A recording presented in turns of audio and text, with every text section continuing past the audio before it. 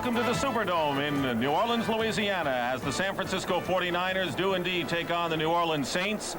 The defending champions have little margin for error now. They can still win the division title. They need a lot of help, but if they win their last two games, the 49ers can go back to the playoffs as a wild card entry. Hello again, everyone. Dick Stockton along with Wayne Walker, and I guess the 49ers theme is staying alive, and if they're going to stay alive, Wayne, they're going to have to come back from that early season setback at the hands of these Saints. Well, they remember that well, but this is a little bit different New Orleans team than beat them earlier in the season. Dave Wilson was a starting quarterback now. But then now they will see Bobby Hebert making a start, and they're not used to him, haven't seen him. They'll find out he can get the ball downfield really well, and he's going to throw a lot better on the run than they've used to seeing people. Saints have looked a lot better since Wade Phillips took over. He's the interim coach for his dad, Bum Phillips, and Bill Walsh still can't figure out the 49er team. What do the coaches say about this game, Wayne? Well, Bill Walsh is concerned about his team. You know, they've been up and down, Dick, but one thing that really concerns him is the loss of Wendell Tyler. Derek Harmon will start at running back, and it'll be Wendell Tyler out with an injury. Of course, a great inside runner, and he's worried about losing his blocking for Roger Craig. Wade Phillips, on the other hand,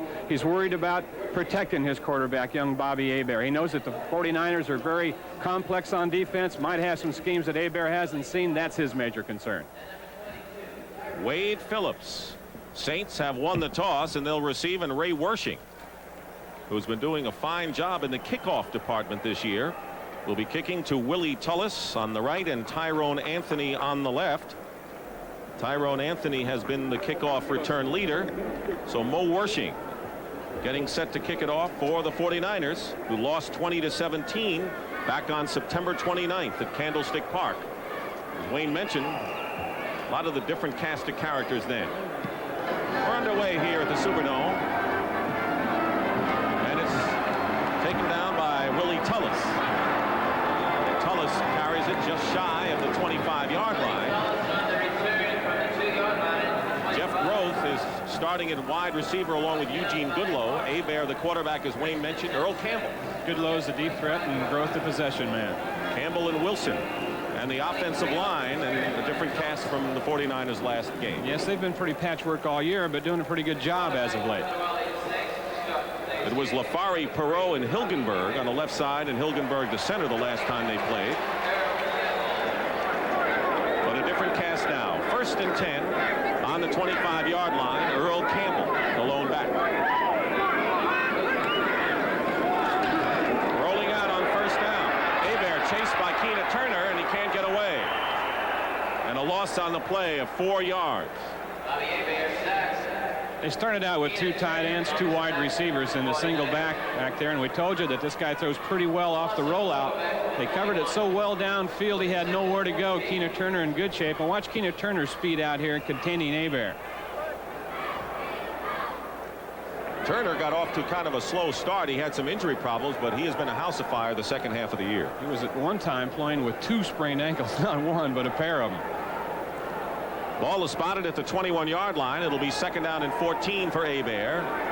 Wayne Wilson now replaces Earl Campbell. Jeff Groth goes in motion.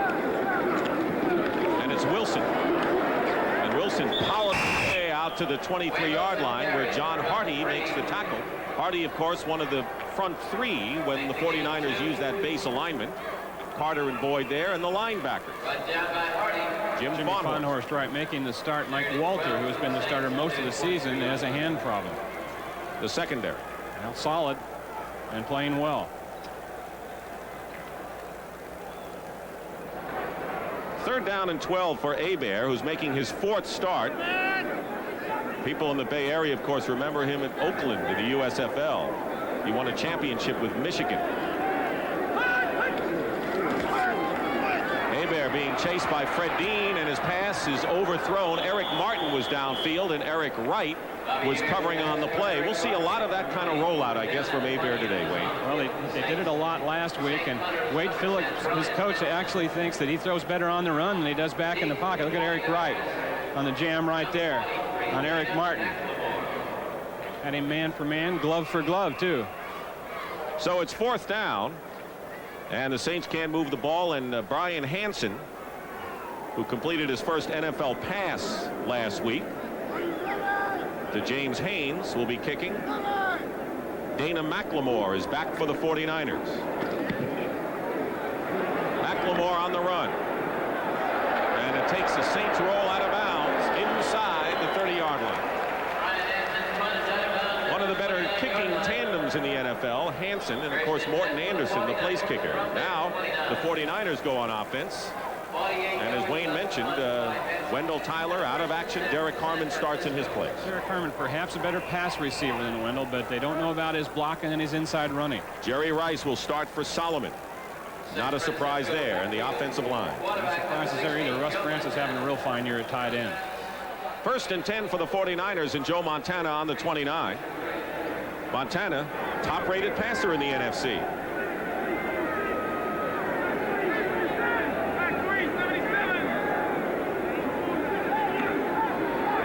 To the air, the first down, incomplete. Russ Francis was the intended receiver, and James Haynes, good-looking outside linebacker in his second year, defending on the play. The Saints' strength is their defense. Clark, Elliott, and Wilkes up front. Clark as good as anyone right now at defensive end.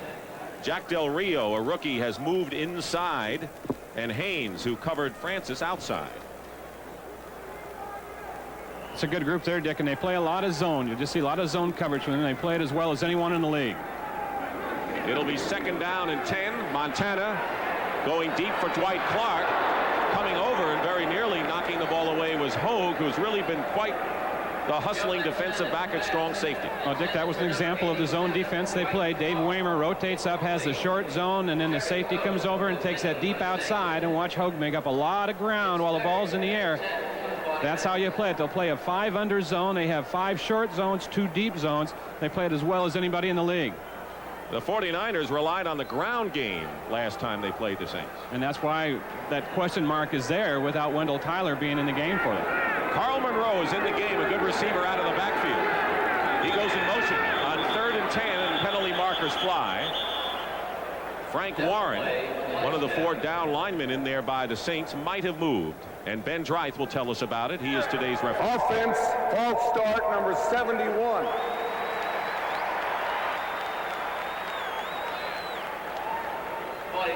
The Saints don't have a, that is 71. That's Keith Farnhorst, the offensive right tackle, who drew Warren.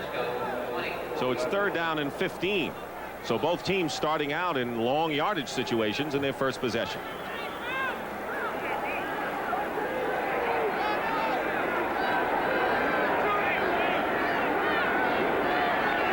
Montana, 3rd down play, and wide open is Carl Monroe.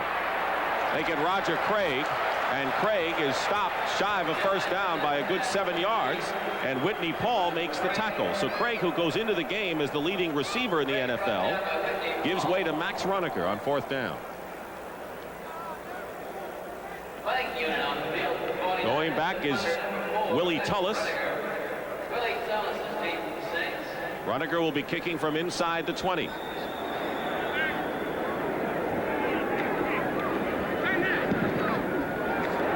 Drive, low kick. Tullis at the 25. Out of bounds. Milt McCall made the play. So each team has had the ball. Each team has had to punt, and we'll be back to the Superdome. 43 yards on the punt. Who is busier than a bee?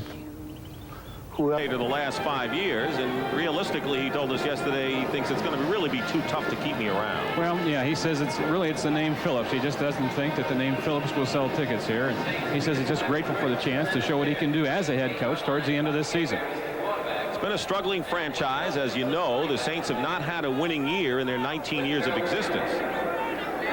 But they've got a good young quarterback to work with, Bobby Hebert. And it's 1st and 10 for Hebert and the Saints on their 28-yard line. No score.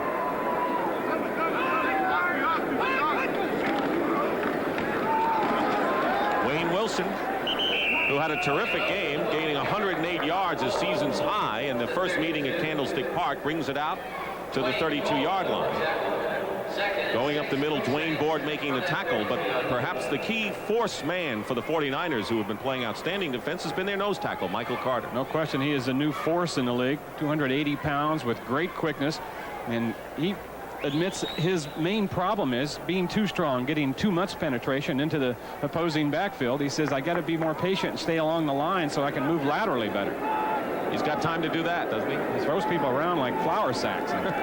2nd and 6 on the 32-yard line, and the pitch goes to Campbell, and Campbell is stopped just shy of the 35-yard line. It'll be 3rd and 3 for the Saints, and making the tackle is Jim Fawnhorst for the 49ers. Campbell had been very quiet since coming over from Houston, but he exploded with a 160-yard effort against Minnesota a few weeks ago. That was a night and day performance, wasn't it? We saw him the week before against the Green Bay Packers, and he didn't do much. And then we saw him the very next Sunday, and he looked like the guy that was 25 years old running for Houston. They just gave him the ball, and up the middle he went.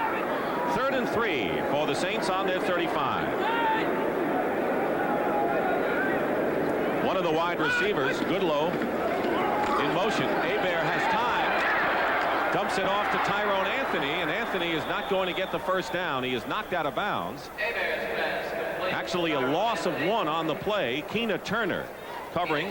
So Hebert, who's seeing what it's like to go against that 49er defense, will have to give it up again. Dean and Stover with a good rush on Hebert. They just rushed for it. They came up and gave him a blitz look that time, like they were going to bring a couple safeties. He showed pretty good composure that time by holding the ball and getting it out right at the last minute. Brian Hansen to punt to Dana McLemore, who's become now a fixture as the nickel cornerback in the secondary for the Niners.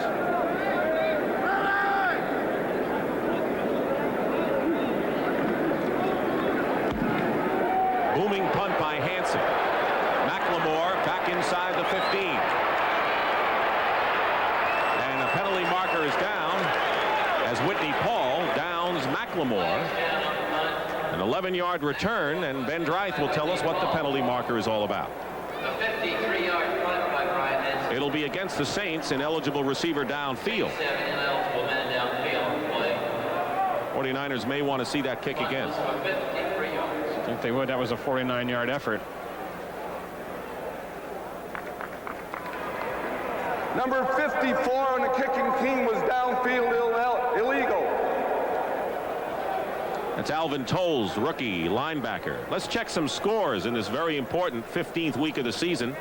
The Lions, with Alvin Moore scoring, leading Green Bay 7-0. How tough they are at home. It's a surprise. Bet it is. Buffalo 7-0 over Pittsburgh just in the first quarter. Cleveland, they're tied with Cincinnati for the division lead, leading Houston 7-0 in the first. Bernie Kosar ran for the touchdown, and the Redskins, who are alive for a wild card berth, leading Cincinnati 7-0. Hansen back to kick it again following that penalty.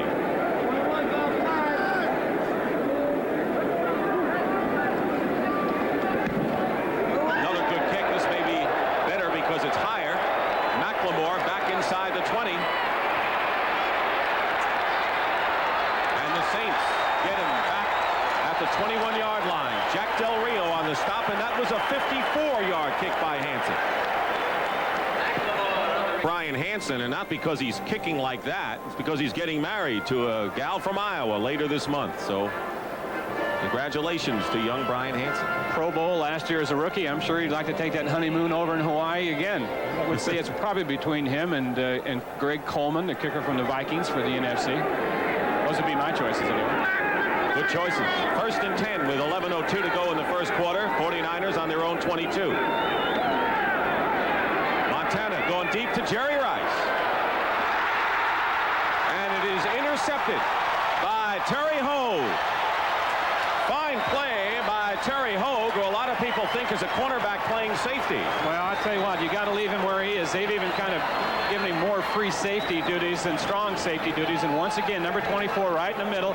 He can come over on the defense. Rice runs a corner pattern, and Hogue with great range. Look how much ground he makes up while the ball's in the air. Sensational athlete and extremely smart.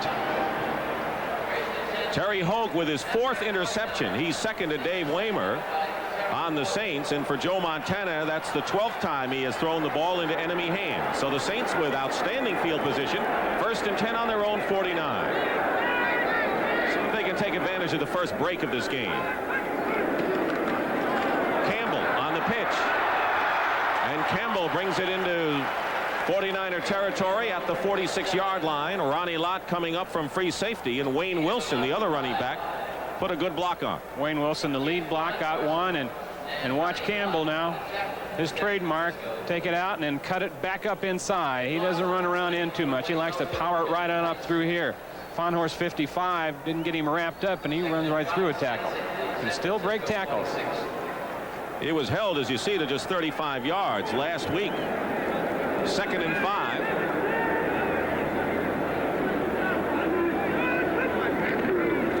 5. Wilson. Close to a first down. Michael Carter, the nose tackle, is there.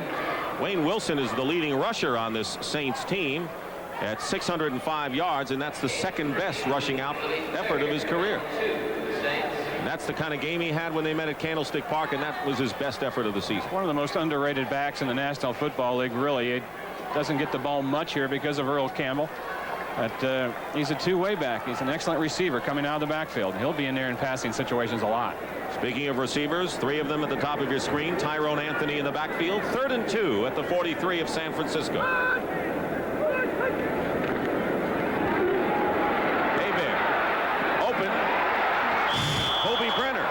He was open, had to leap a little bit, incomplete. It's a great pass, though. It's a great touch pass by Bobby Hebert. Now, we mentioned he's pretty nifty back there for a big guy. Throws well off the run. He's doing right here, not really running, but kind of sliding, getting some more time.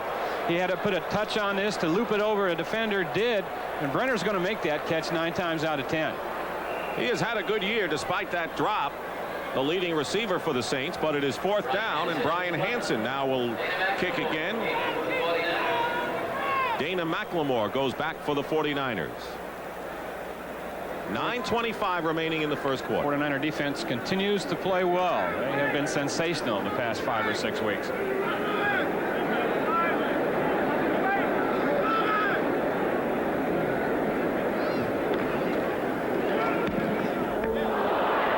That was not a good kick by Hansen, but it may wind up in a good situation for the Saints, as it will be down inside the 15 and maybe inside the 10.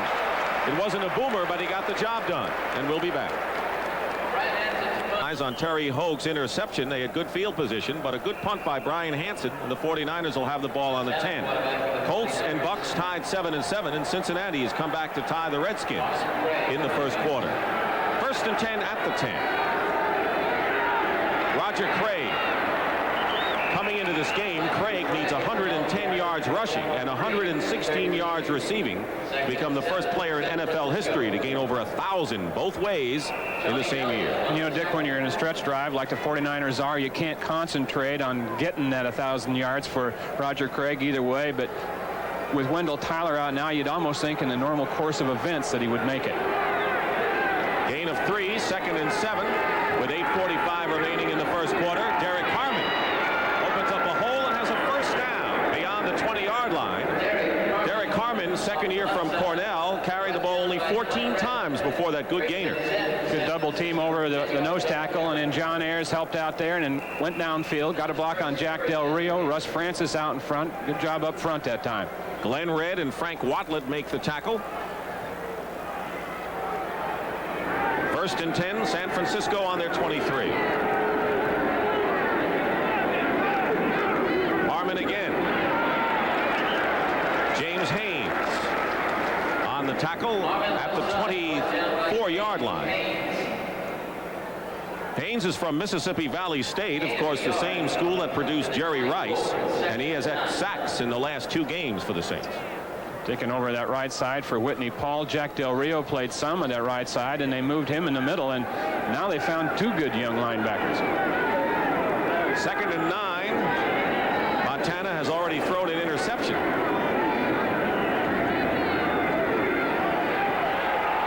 Montana pass batted down. He was going for Roger Craig, and Frank Watlett might have tipped it. They have switched Watlett over to strong safety. See number 24, Terry Hoag, he's the free safety now. Watlett has played it for years here. He comes in on a blitz from the left side, doesn't get in. He's picked up well by Randy Cross, but he gets his hands up, jumps, and just gets a part of the football. Strong safety blitz that time by Watlett. Not a bad move either, because Watlett is kind of a hard hitter and maybe more suited to that strong safety position. And Hoag has got that great instinct and knack of getting to the football, as we've seen already. 3rd and 9 at the 24. Shovel pass to Craig, and he stopped. rusher was there, and Roger Craig fails to get the first down, and it'll be 4th down, and Max Runniger will come in and punt.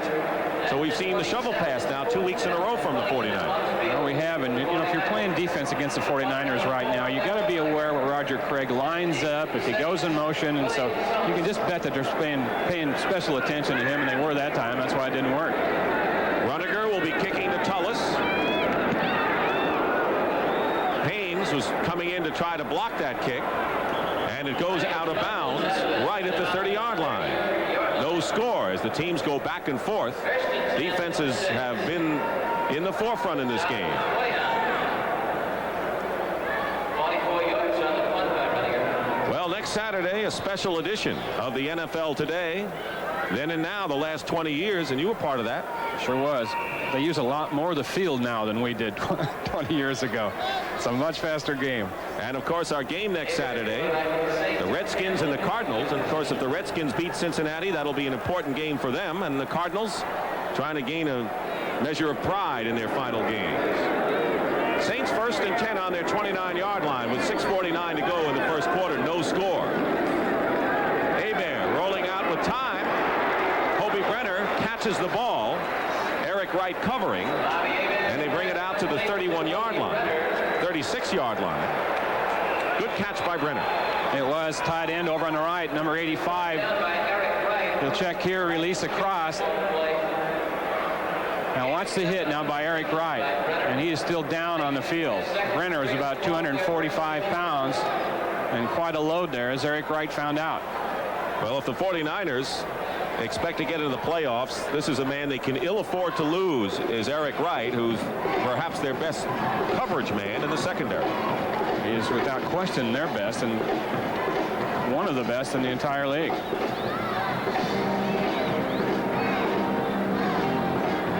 Hurting right now. Well, next Saturday, we told you all about the NFL Today. Look back in the last 20 years, and of course the Redskins-Cardinals game. We have a special edition of CBS Sports Saturday, the year in sports, 1985. Who could have imagined? Well, Pete Rose, maybe we kind of expected that. Villanova winning the NCAA championship over Georgetown. No one expected that. No one expected that kind of game. That was a great one. Lakers beating the Boston Celtics. 2 o'clock Eastern time, plus a lot of John Madden's experiences of the last year. That's next weekend. Special edition of Sports Saturday. Eric Wright walking off the field. The Cincinnati Bengals have taken the lead over the Washington Redskins. Boomer Esiason to Rodney Holman. What this means to the San Francisco supporters is this: if the Redskins were to lose this game and the 49ers win, the 49ers will wrap up a playoff berth. Dana McLemore has replaced Eric Wright in the secondary for the 49ers. 2nd and 3 for the Saints on their 36.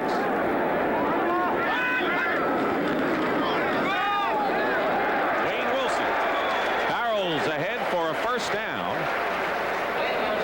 to the 44-yard line. Dwayne Board making the tackle. Brought down by number 95, Michael Carter. Oki Gajan has been on injured reserve, and that was a tough man for the Saints to lose in the backfield. Well, it was. He was their leading ground gainer and a real role model, a real tough guy. Played when he was hurt, played his best in tough games. 1st and 10 at the 44. Hebert has gotten some time, and wide open is Wilson. Wayne Wilson is tackled just shy of midfield. Dwight Hicks making the stop. Wide open was Wayne Wilson, and as you mentioned, Wayne is adept as catching the ball as he is in carrying. See inside linebackers here and see what the play action did to him. Didn't hold him up much at all. Wilson just got a little bit too far outside on him. And then the defensive backs lot, number 42, Hicks number 22, come up late. You mentioned Gajan. He has 2 of only 4 rushing touchdowns by the Saints this year. Wayne Wilson has 1, and so does Earl Campbell. 2nd down and 5 at the 49.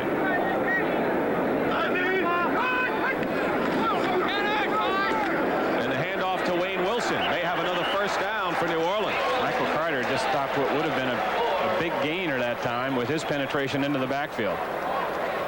So they're going heavily to Wayne Wilson, as they did at Candlestick Park when he gained those 108 yards back in September.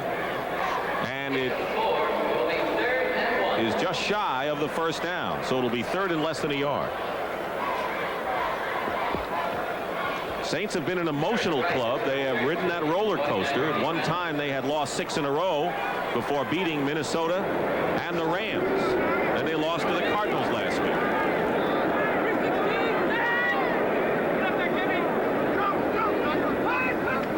Third and 1. Wilson has the first down for the Saints. And a scrap going on. It looks like 8 men are trying to bring down Wayne Wilson. Ronnie Lott made the stop.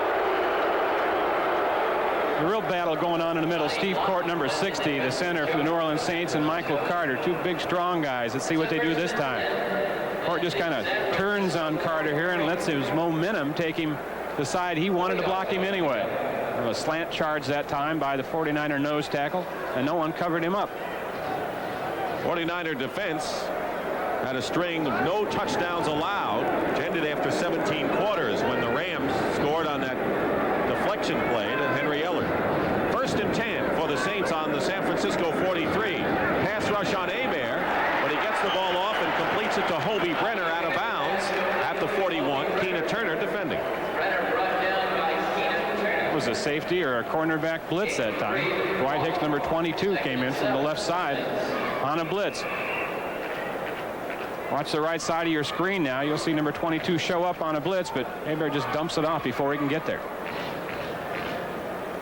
Eric Wright is back in the lineup for the 49ers. He was shaken up a moment ago, but Wright is back. And the Saints are at 2nd and 7 at the San Francisco 40. No score, 3:11 remaining in the first quarter.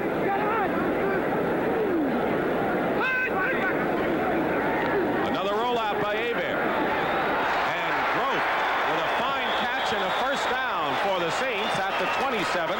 Eric Wright covering on the play.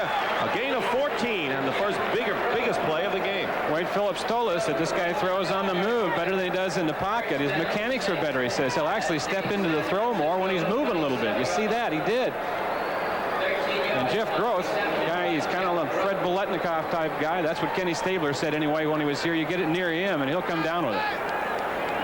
Saints moving the ball smartly. They're on the 49er 27, 1st and 10 in this scoreless game.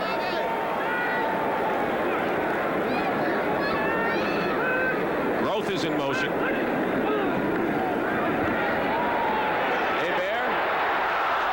Brenner was open.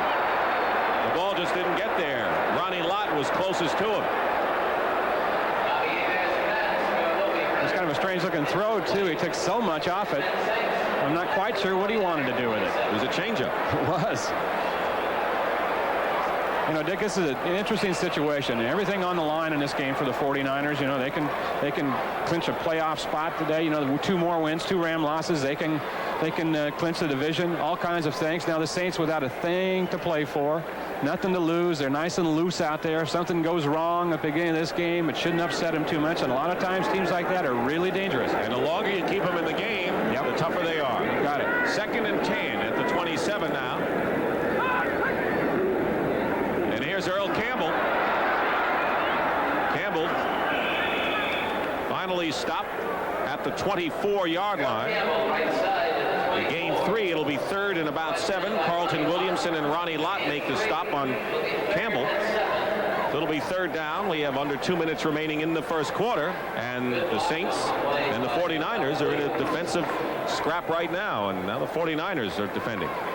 Well, they're definitely in field goal range already because they got one of the great kickers in the league. Again, we talk about that kicking tandem for New Orleans, Morton Anderson. He's a boomer from 55 yards, well within his range here. 10th play of this drive upcoming here. Here's Tyrone Anthony. First down. Close to it. Let's see where they spot the ball. Anthony close to the sticks. Ronnie Lott and Jeff Fuller is right there. Let's see where they put it down. They didn't miss by much if they missed. Right. He had a surge right as he made his cut upfield. It looked perhaps like he got there. The 49ers reacted quickly. We'll see how they spot it. It appears to be 4th down. And the Saints are going to go for it. Why not? Why not? You know, they're that area of the season. They don't have anything to lose. Fourth down for Bobby Hebert and the Saints. Fourth and less than a yard. Campbell and Wayne Wilson are the backs.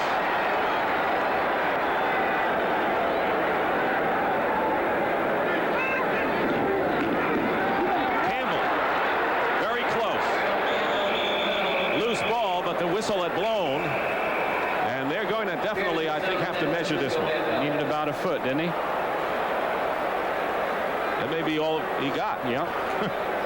But with Earl Campbell, the great standard bearer for the Oilers for so many years. Jeff Stover was the man who provided the brick wall, and it appears that Campbell was short of the first down, and so the Saints fail to make it, and the 49ers take over on downs. Speaking of downers, there's one for Wade Phillips, and we'll be back to the Superdome after this. Play. Ricky Ellison, the man of the hour right here, number 50. You see the down lineman. Watch Ellison, the linebacker, come into the picture from the left, take on the lead blocker. Stuff it right there, Wayne Wilson. Bounce off, get Campbell. Great play. Final seconds as the 49ers, with Roger Craig running and just running out the clock in this first quarter. Gain of a yard. Jim Wilkes making the stop. Unusual story here.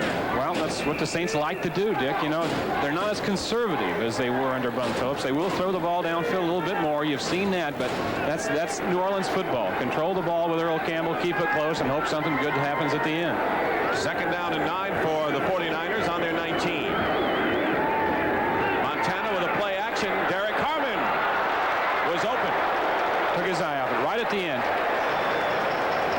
Frank Watlett closest to him, but Harmon was there. Yeah, they run that defense we're telling you about. 5 short zones and 2 deep, and Derek Split got past those 5 short zones, was wide open. Watlett had to come over as one of the 2 deep backs to cover him. And watch the head and eyes right here as the ball goes. See him look downfield a little bit and stay on the football. And he's a good pass receiver. That was a good throw. 9 seconds remain in the first quarter. It's third down and 9. James Gethers and Frank Warren provide help on the 4-man pass rush for the Saints. There's Jerry Rice. Montana to Jerry Rice. And he's going to have the first down as the quarter comes to an end. So Jerry Rice, who's coming home, gets the first down as the first quarter comes to an end. Dick Stockton and Wayne Walker here at the Superdome in New Orleans, where the 49ers, who are 4-3 on the road, and this is their final road game of the year, concluding at Candlestick Park next Sunday against the Dallas Cowboys, scoreless with the Saints as we start the second quarter. First and 10 for the Niners at the 30-yard line. Derek Harmon is the lone running back for Joe Montana.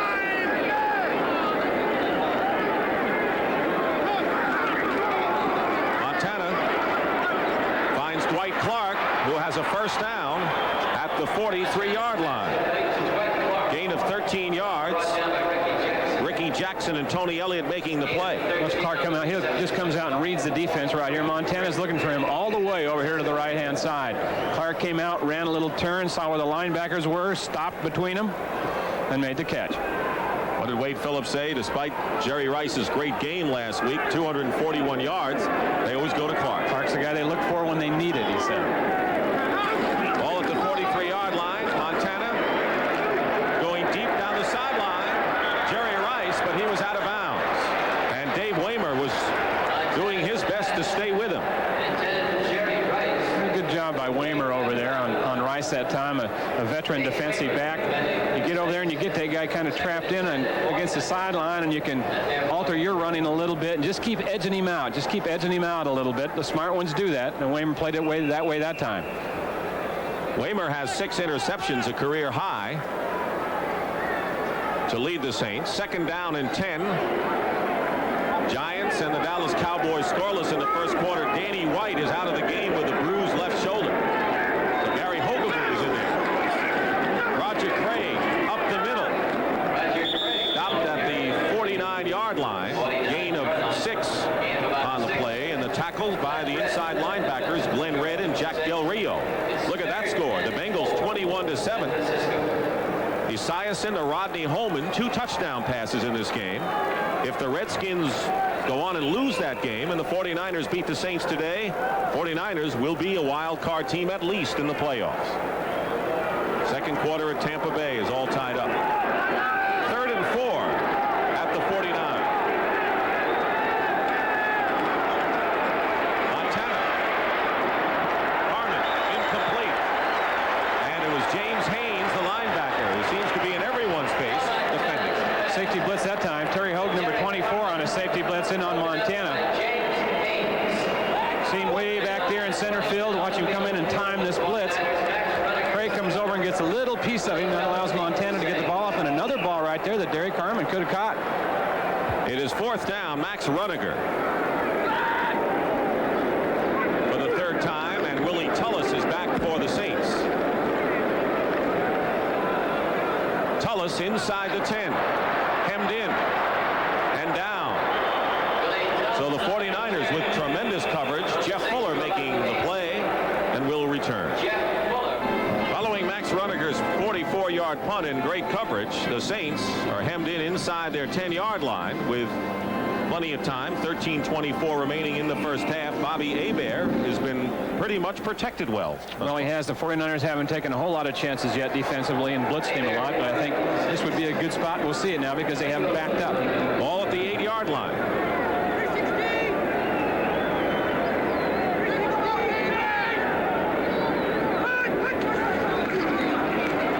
Hebert at the goal line to Wayne Wilson. Puts a good move on Ricky Ellison and then falls down at the 11. Right now for an NFL Today report, here's Brent Musburger in New York. Brent? Well, Dick, the Cowboys strike first. Danny White has been knocked out because of an injury. From the shotgun, Gary Hogeboom going long. He's got Renfro. Did Renfro have possession when he crossed the goal?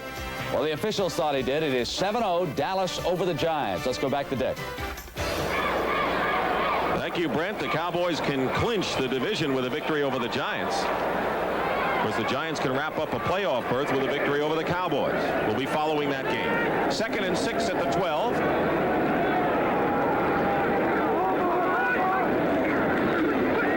Hebert.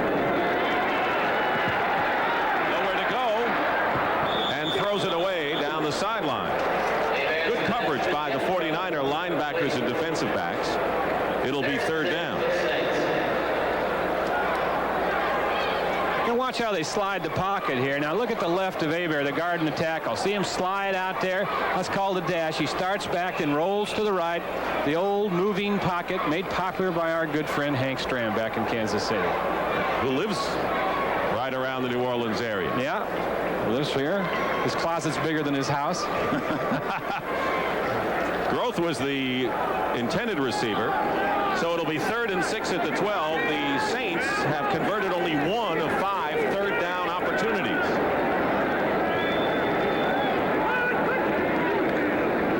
On the ground, Tyrone Anthony. There's their 2nd successful conversion on 3rd down, out to the 25-yard line, and Anthony gains 13 before Jeff Fuller brings him down. And they brought the tackle and guard. Now watch Jim Rourke, number 70, lead through, get the block on Carlton Williamson, the strong safety. That was the Springer. Watch Edelman's number 63, Rourke number 70 on the pull. Edelman kicks out on Dwayne Board. Rourke turns up inside and gets Carlton Williamson. Great job. That's the longest gain from scrimmage this year for Anthony,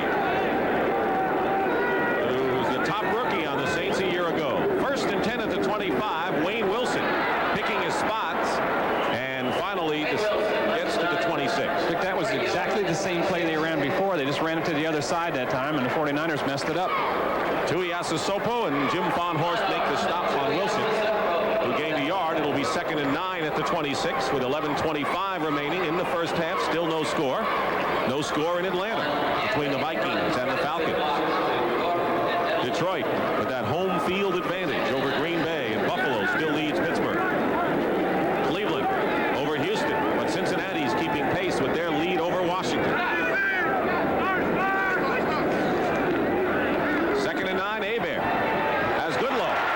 1st down at the 39-yard line. A gain of 13 yards, and Hebert looks like he's been in the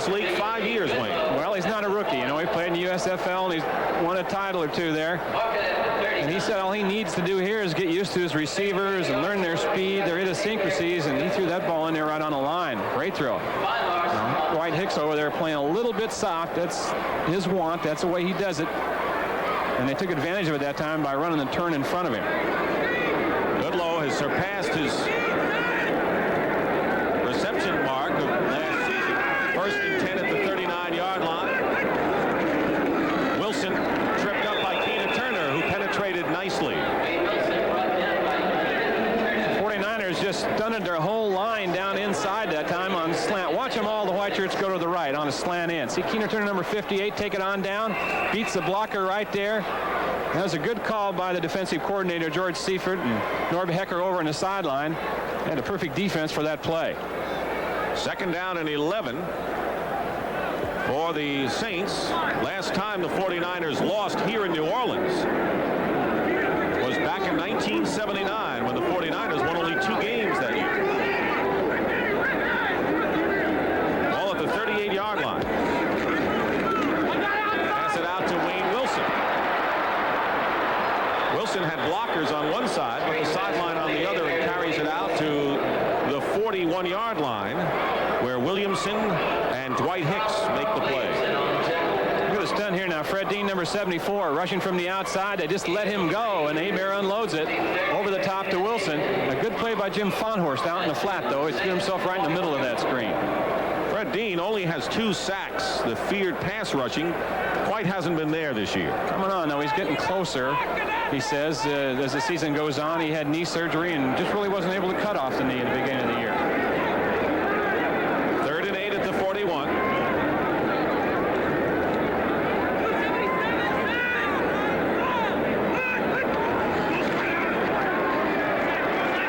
Hebert, incomplete behind Eric Martin, the intended receiver. Dana McLemore was covering downfield. That's what we talked about, you know. The receivers read the patterns. I read the receivers. They weren't on the same page that time, but you know, Wade Phillips said this guy's going to be probably about 30% improved just by going through a training camp next year as the number 1 guy. We're talking about Bobby Hebert. Here's Brian Hansen. He's punting for the Saints, and Dana McLemore back there to return.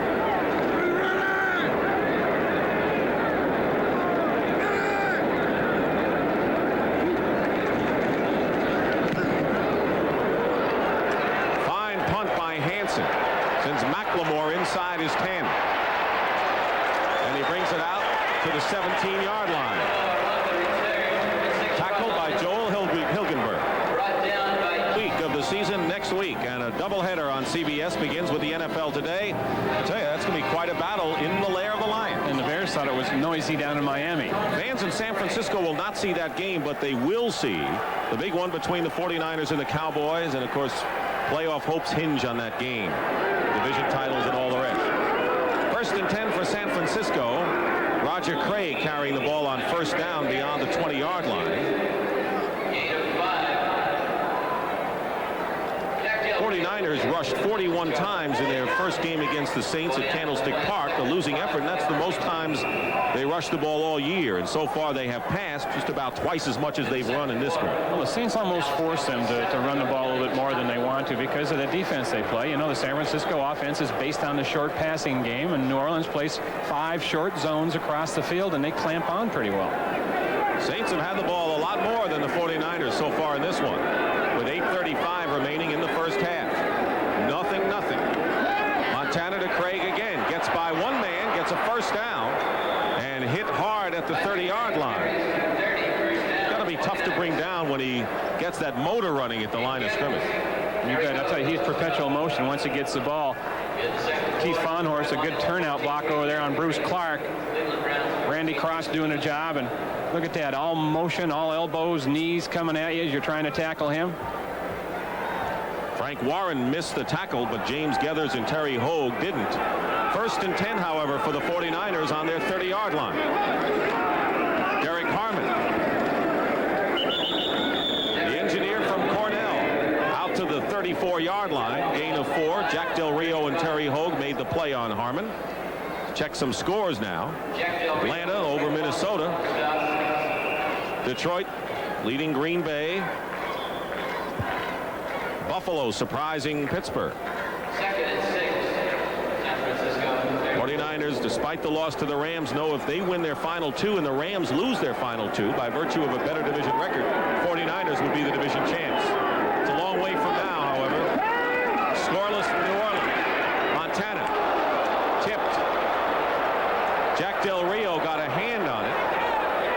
Who was the receiver on that play? Yeah, there was a little mess up down there. I think Russ Francis got picked off by one of the zebras. Take a peek. He comes underneath the linebackers right here, number 81, and ran into the official right there, knocked him off stride, threw the timing off the pass pattern. And a penalty marker is down. Maybe against the Saints. Defense, roughing the quarterback, 75. That's 15 and a first down. 15-yard penalty. Ricky Jackson tries to plead the case for his teammate Bruce Clark to no avail. We'll take a peek. Clark coming in right here late. And I think that's a good call. They got to really start protecting those quarterbacks in that area. You know, if you can stay off the punter in that situation, you can stay off the quarterback. 15 yards and a first down, and the 49ers are virtually at midfield. 7:16 remaining in the first half, no score. The Saints have had the best opportunities thus far. Going to get a little noisy in here now, Dick. Bill Walsh was talking about transmitters yesterday. Roger Craig loses his helmet, not the ball. And Craig is in to the 44-yard line, where James Gethers and Terry Hogue made the tackle. And we talked about Wendell Tyler's blocking. Watch Derek Harmon, number 24, get a block on James Haynes. Outside right there, got to his legs, kicked him out, and got Craig through. Bubba Paris, who lost the helmet. 2nd and 3 for the 49ers, who right now are in their deepest penetration, the 44 of New Orleans. Bill Walsh says that he expects that there'll be transmitters in the helmets as early as next year. Craig fighting for first down yardage, and he's awfully close. 49ers just turned around and ran the same play that the Saints have been running with success. They pulled the off tackle, Keith Von Horst, the off guard, Randy Cross, and Cross just buried number 49, Frank Wadlett, who came up. See Wadlett right here show up. Ooh, down he goes underneath. And then it's a battle by Craig. Terry Hogue first and Ricky Jackson last. Hogue can play. Terry Hogue is a player. Cincinnati 24-7 over Washington in the second quarter. Bengals come in tied with the Browns. 3rd down and 1 for the 49ers. Freddie Solomon in the game in motion. Roger Craig may have been stopped. James Haynes came up to make the play.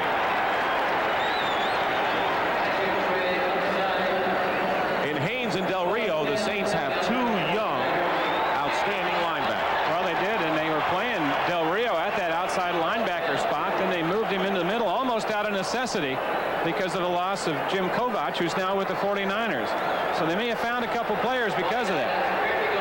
It's a jam up right there. Haynes made a good play. Closed it down, held his ground, and wrapped Craig up. They stopped them, but now the Niners are going for it on 4th and less than a yard. Montana. 49ers think they have it. See what they unpile is Bill Walsh.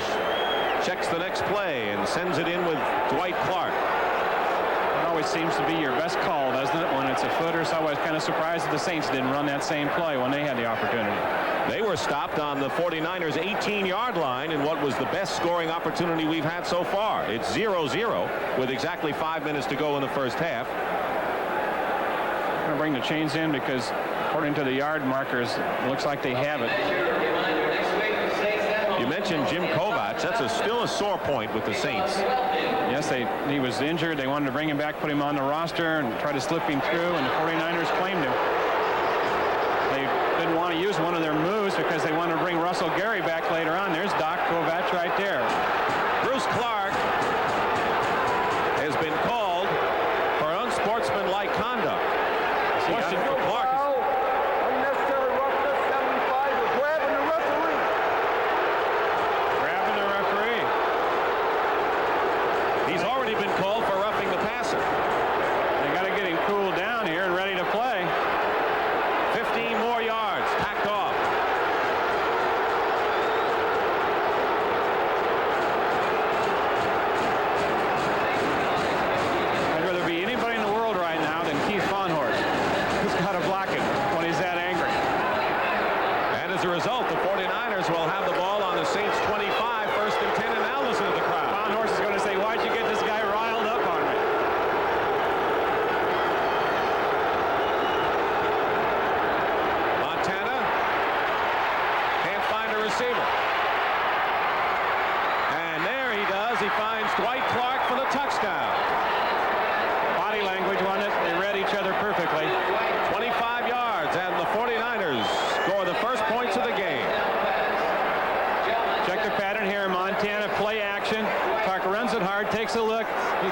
He says, look, my man's in trouble. He's rolling right.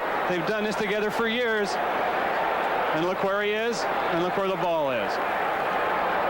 The 8th touchdown reception of the year for Dwight Clark, who leads the 49ers. It's 6-0, and with Matt Cavanaugh holding, Ray Wershing, who had his point-after-touchdown streak stopped at 150. That was the longest ongoing streak in the league last week against the Rams.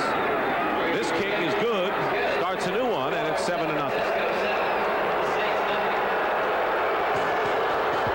Here's what set it up.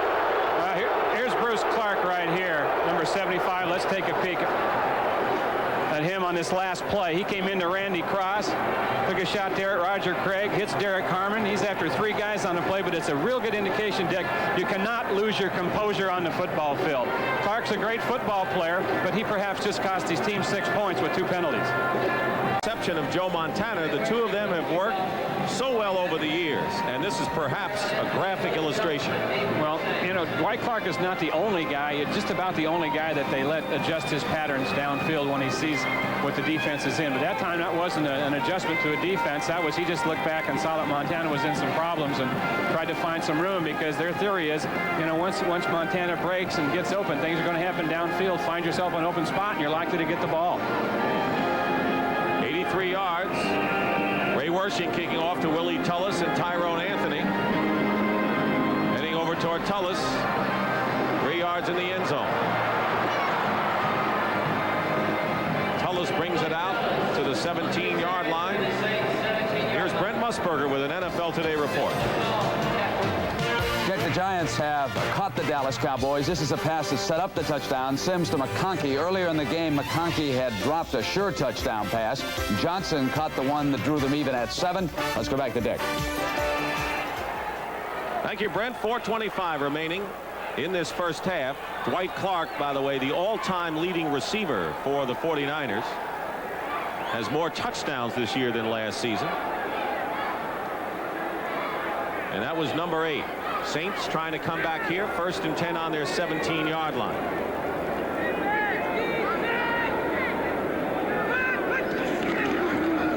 Hebert up the middle. John Tice. 49ers were worried about that man, John Tice, who beat the Vikings earlier this year. Stopped by Carlton Williamson up the middle and a gain of 30. Watch the play action. Look what it did to the 2 linebackers. Look at Ricky Ellison, number 50. He's either on a blitz or got totally fooled. Carlton Williamson, number 27, was the closest to Tice, but the play action really sold it. That was a good fake by Hebert. They've been using John Tice a lot more. He's out of the University of Maryland in his 3rd year, and it's 1st and 10 at the 47 for New Orleans. 3:48 on the clock. 7-0 San Francisco.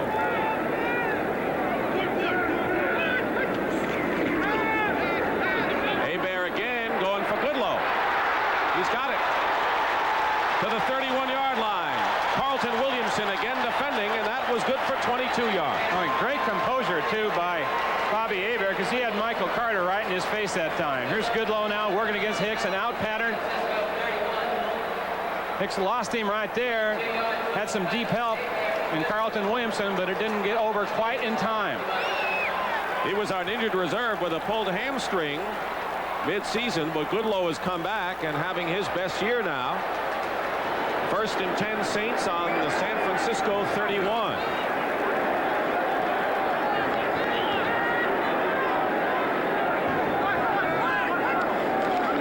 Hebert to throw again. Going deep for Tice. Defending was Williamson. He mistimed his jump a little in the end zone, didn't he? He jumped too soon. Perhaps could have come with it. And by the way, Bobby Hebert could have ran for 20 yards that time. He had the wanted to. Left side of the field wide open. Tice is waving. Got Carlton Williamson on him, and he just mistimes it. He gets up a little high. He's coming down when the ball goes over him.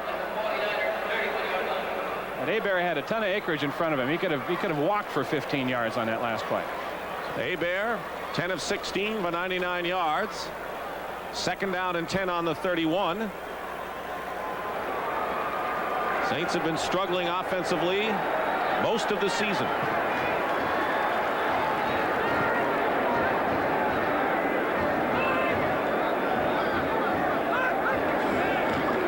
Draw play to Wayne Wilson.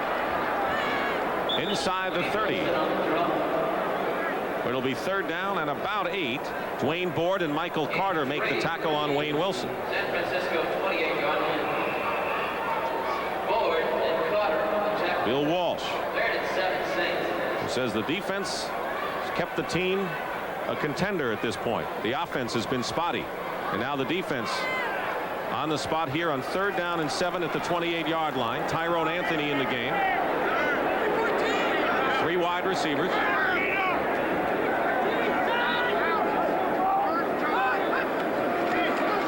Pressure put on Hebert, who overthrows Kobe Brenner. Also crossing in front was Eric Martin. It'll be fourth down, and Morton Anderson will make his first appearance of the game.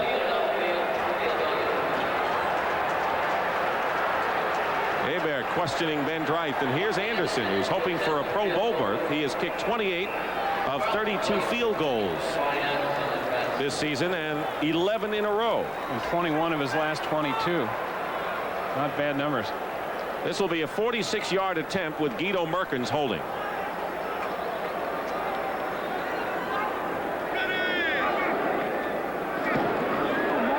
And Anderson.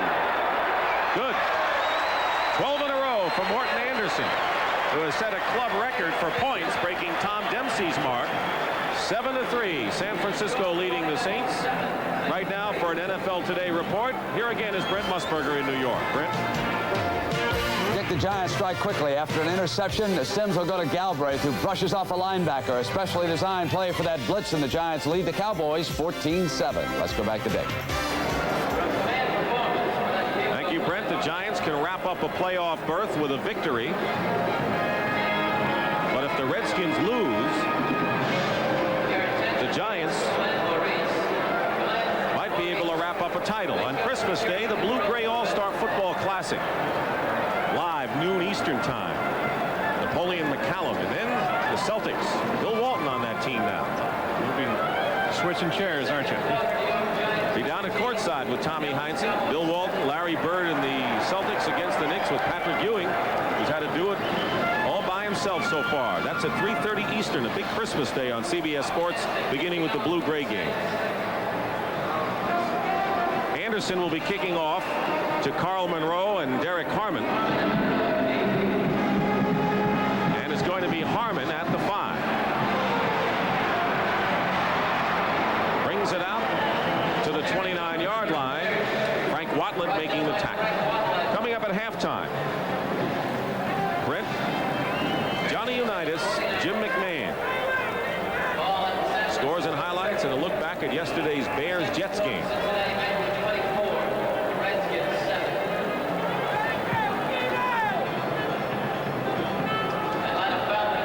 2:27 remaining. Each team has the full complement of timeouts remaining. 7-3 the score. That's what Montana has done today. Montana up the middle of Roger Craig. And Craig, like a piston, hits it out to the 47-yard line. Pickup of 17. Jack Del Rio and Terry Hogue on the tackle. Get one more play off before the 2-minute warning. Montana.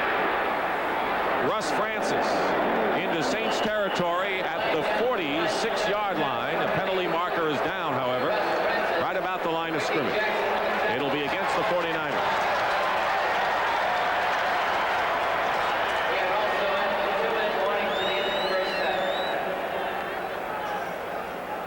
Offense holding number 77.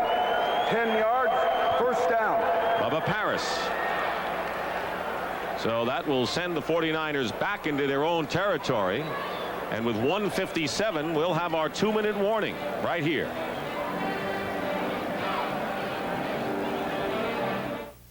Our 2-minute warning notification. here at the Superdome, where the 49ers lead the Saints 7-3, and it hasn't been easy breezing for San Francisco thus far. Never is. This is always seems to be the same nature of the game of when New Orleans and San Francisco get together. Close games, defensive struggles, and then in the past, the 49ers have been able to break away in the second half. But in the first game at Candlestick this year, it was just the other story. New Orleans stayed close and played extremely well at the end, especially rushing the passer at the end. They sacked Montana a couple times in the last crucial seconds. And 6 in the game. First down and 20 at the 37-yard line. Montana to Derek Harmon, wide open. Gets into Saints territory and may have himself a first down. He might have gotten it all back in one shot. Frank Watlet on the tackle. Right, Derek Harmon was wide open on that play. No one near him when he caught the ball. Gain of 19. Second down and 1.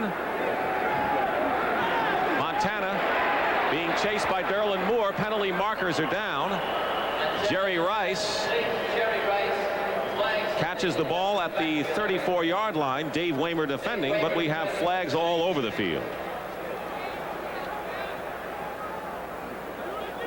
Say Montana hurts are rolling out to the right, doesn't he?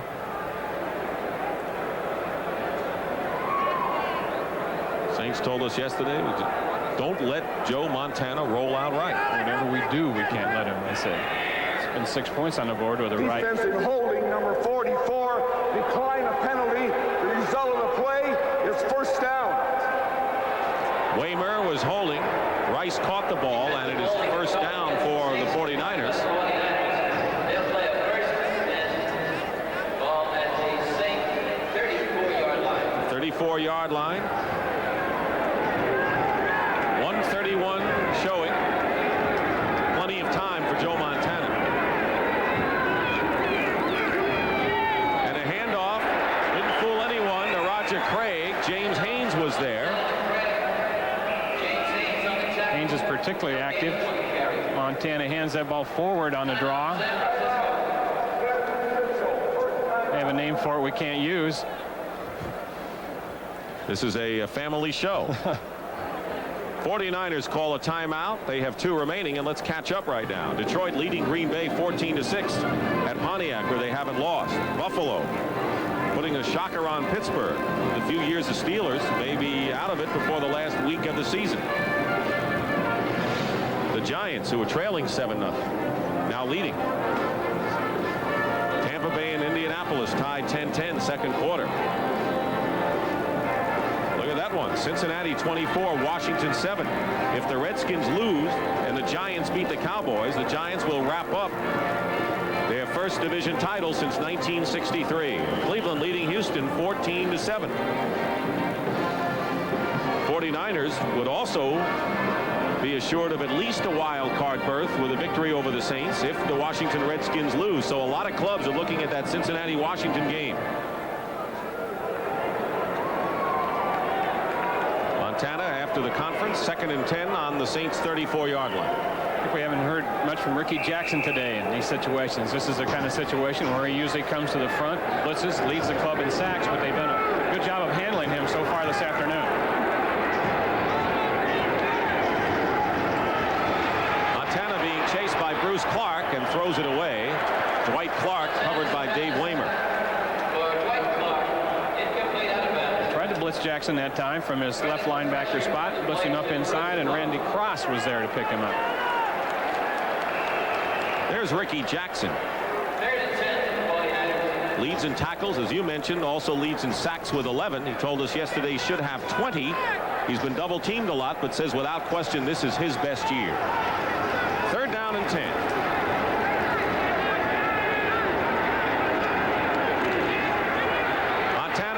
By Frank Warren. Gets away, and it's incomplete. Off the arm of Derek Harmon. Good pressure by the Saints there, and it'll be 4th down. Boy, it's good hustle by Frank Warren, who was chasing Montana and showed good foot speed. On 4th down, Ray Wershing will come into the ball game. Wershing 11 of 18 in the field goal department this year. He's had 12 fewer field goal attempts this year than last year at the same time. This will be his longest attempt of the year, 46 yards with Matt Cavanaugh holding.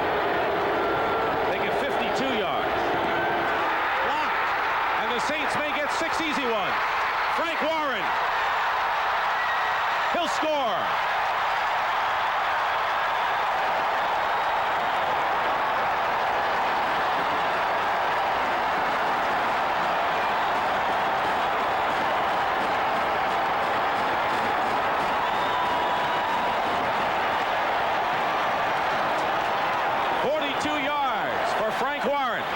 Surge up the middle. Let's see who got it. We know who got the touchdown. That was Warren. Warren surged through, made the block, got in a gap and made the block, and we talked about his speed just the play before. He shows it to you again here. Great effort by number 73, Frank Warren.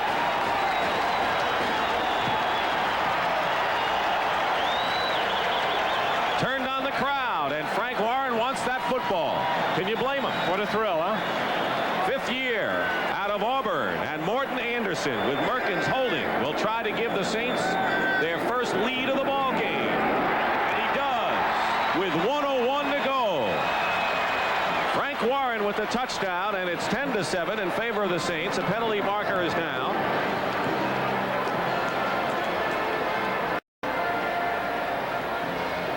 Ray Wershing with a 52-yard attempt. His longest had been 46 yards. Number 22 is holding. That's a 10-yard penalty, and they have to kick it over. Tyrone Anthony holding, and 10 yards is the key there.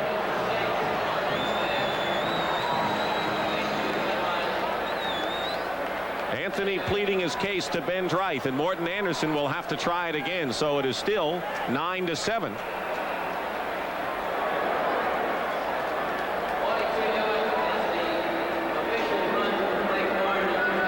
This will be a tantamount to a 29-yard attempt. And Anderson has it. No, it is off to the left. So Morton Anderson misses for the second time this year. And the score remains 9-7 in favor of the Saints. Take a look at that block again on the field goal. I don't really think you can blame the kicker on this. Just watch the surge up the middle. Frank Warren gets in a gap, gets penetration. And you want to start the ball off a little bit lower when you're kicking, but he had no chance at all. Wershing didn't on this one. Warren was through a gap, got his hands up, and he was 2 or 3 yards back. And here's how Ray Wershing reacted when he saw the ball go and Warren run. On the sideline looking at the replay of it, and he doesn't ever want to see that again. It was a 52-yard attempt, would have been his longest, and instead it turns out to be a Saints touchdown. Morton Anderson, following the penalty, missed the 29-yard conversion, and it's 9-7. A lot of people question the fact that Bill Walsh didn't go for a field goal against the Rams in the Monday night game from when they had the ball on the 32-yard line. He said he was afraid to get it blocked at that point. Anderson kicking off for the Saints with 1:01 remaining. And it'll be a touchback. Carl Monroe in the end zone downs it. And the 49ers will take it out to the 20. Johnny Unitas, one of the greatest. Jim McMahon, who wants to be great. With the Bears. Scores and highlights with Brent at halftime. And a look back at yesterday's game in which the Bears beat the Jets, dealing the Jets a blow in that tight AFC Eastern Division race, and for the Bears coming back from their loss to Miami. Bears have lost just one game, and they'll face the Lions at the Silverdome in Pontiac next week in the regular season finale. First and 10 at the 20-yard line with 1:01 to go, and the 49ers have 2 timeouts remaining.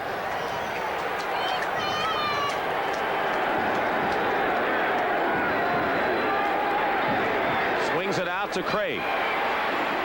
Craig is down at the 25-yard line. Under a minute to play.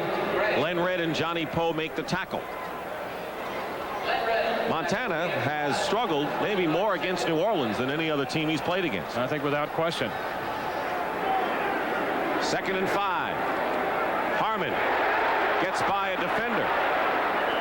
Brings it out to the 26-yard line. It'll be 3rd down, and the clock continues to run. And now, with 31 seconds to go, the 49ers call the timeout. They have 1 left.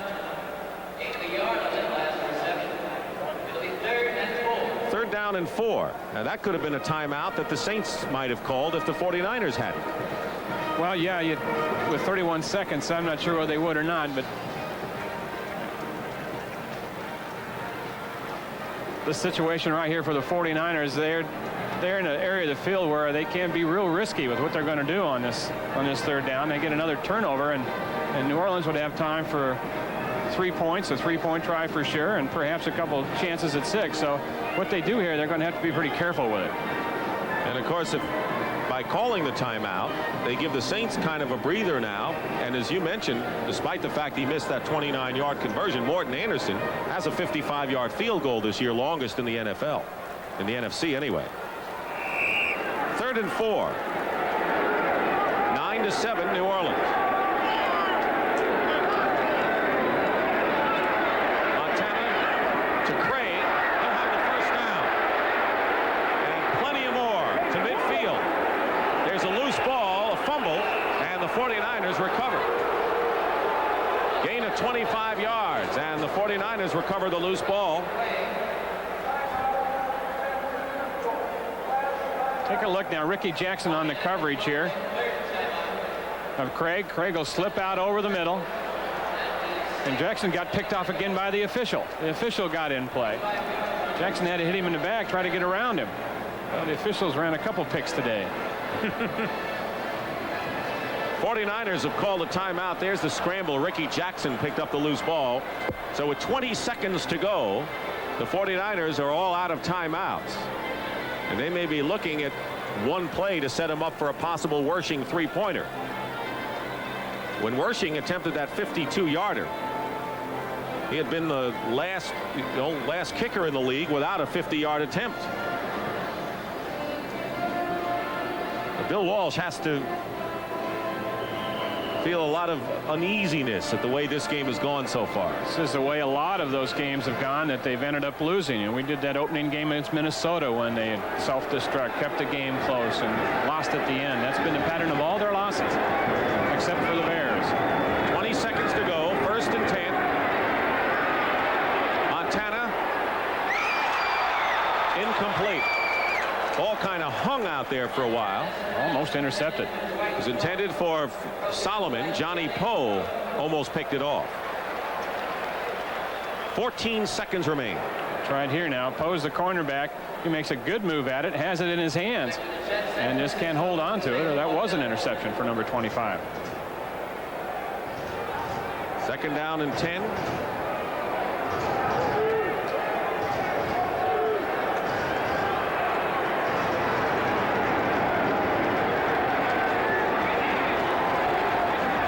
Paul has come in the game for pass defense downfield. Montana under some pressure completes the pass to Mike Wilson. Only his 7th reception of the year, and the clock stops with 8 seconds to go. They are not in field goal range by any means for Ray Wersching.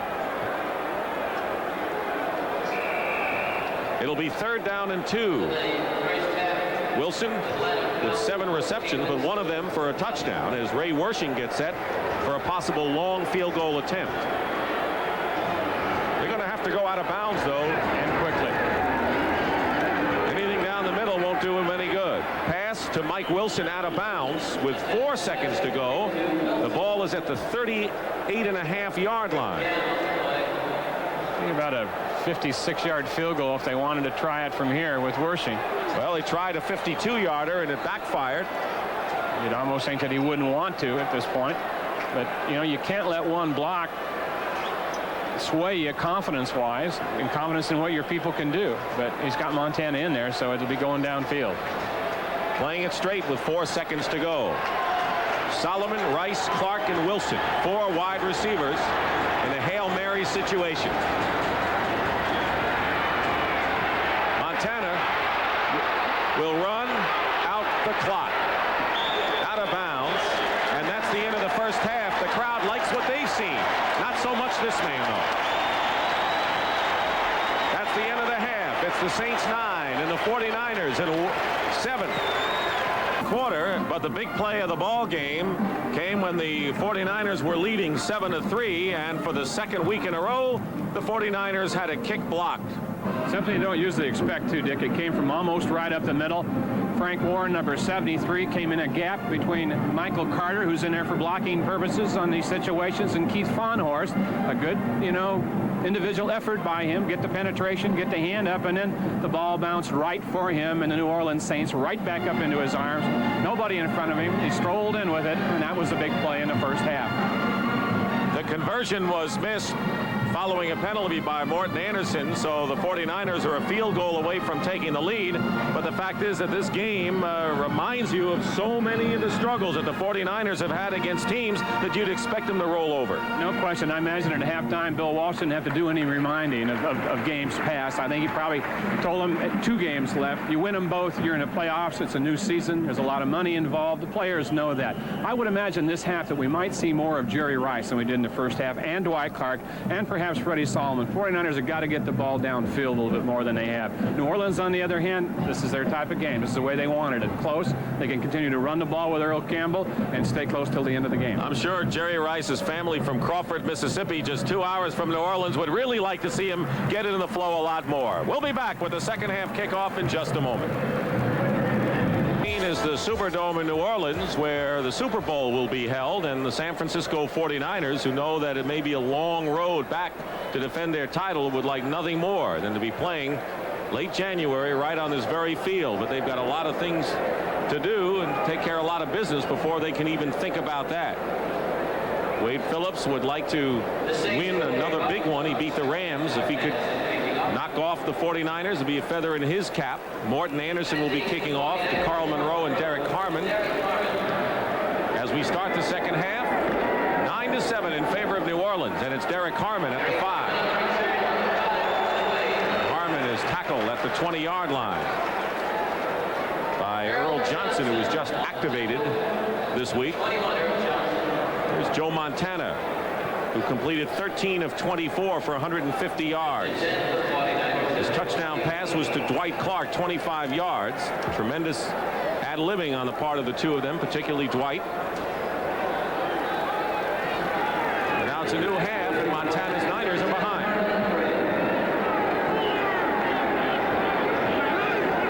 Craig in motion.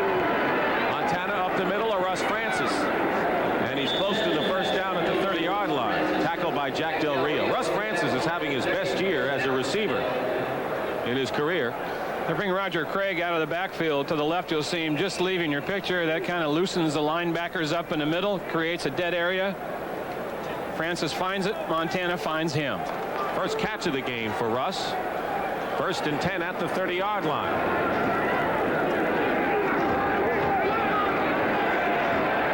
Montana this time finds Dwight Clark up the middle, and Clark gets to midfield. And a gain of 20 yards before Watlett and Del Rio make the stop, and the Niners moving the ball quickly. And watch him now. He just kind of delays around out there, not running real hard right now. They clear it. He goes underneath, and he's wide open. Over the middle, an easy throw for Montana, and a very safe one. 3 catches for Dwight Clark, one of them for a touchdown. Mike Wilson has replaced him now. The ball at midfield.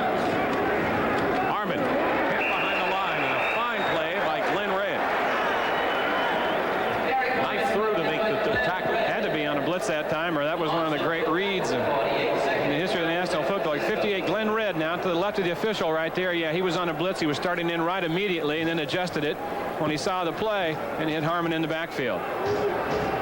BYU, and that's how they describe him. As Coach Wade Phillips says, he's a solid BYU type player, which means he's around the ball, he's smart, doesn't make mistakes. 2nd down and 12. Montana hits his man, Mike Wilson, who bounces off a defender and may go all the way. And Mike Wilson is in for the touchdown. And the 49ers regain the lead on a 52-yard play. Mike Wilson. Wilson been kind of a forgotten man this year with the addition of Jerry Rice. He used to come in quite a bit for Dwight Clark, and Freddie Solomon, but with Rice on the team, his playing time has gone down. That time, 24 Harry Hogue bounced off him. And Wilson, a big, strong guy. He's at least as big as Clark, about 215 pounds. very strong for a wide receiver. Took the blow, and that got him in the end zone. 9 catches for Wilson this year, 2 of them for touchdowns. And Ray Wersching is on to try to add the 14th point for the 49ers, and he does. So less than 2 minutes are ticked off the clock. Wilson with a 52-yard play, and it's 14-9 San Francisco. He's out of Washington State, and as you mentioned, Wayne, Jerry Rice on the scene. Wilson's responsibilities were diminished this year. 2 years ago, when the 49ers lost the NFC Championship game to the Redskins in Washington, he had a big game there, and Dwight Clark was hurt down the stretch that year, and Wilson filled in with really not any letdown. Wersching is kicking off. Willie Tullis at the 4. And the former Houston Oiler brings it out to the 24-yard line. Well, don't forget, next weekend on a special edition of CBS Sports Saturday, a look at the year in sports. You can relive such moments as Villanova's stunning NCAA basketball championship. Record-breaking performance of Pete Rose. Next Saturday, 2 o'clock Eastern, 11 Pacific, here on CBS Sports. And now it's Bobby Hebert, who was 10 of 17 in the first half. At the 24, Earl Campbell is his running back.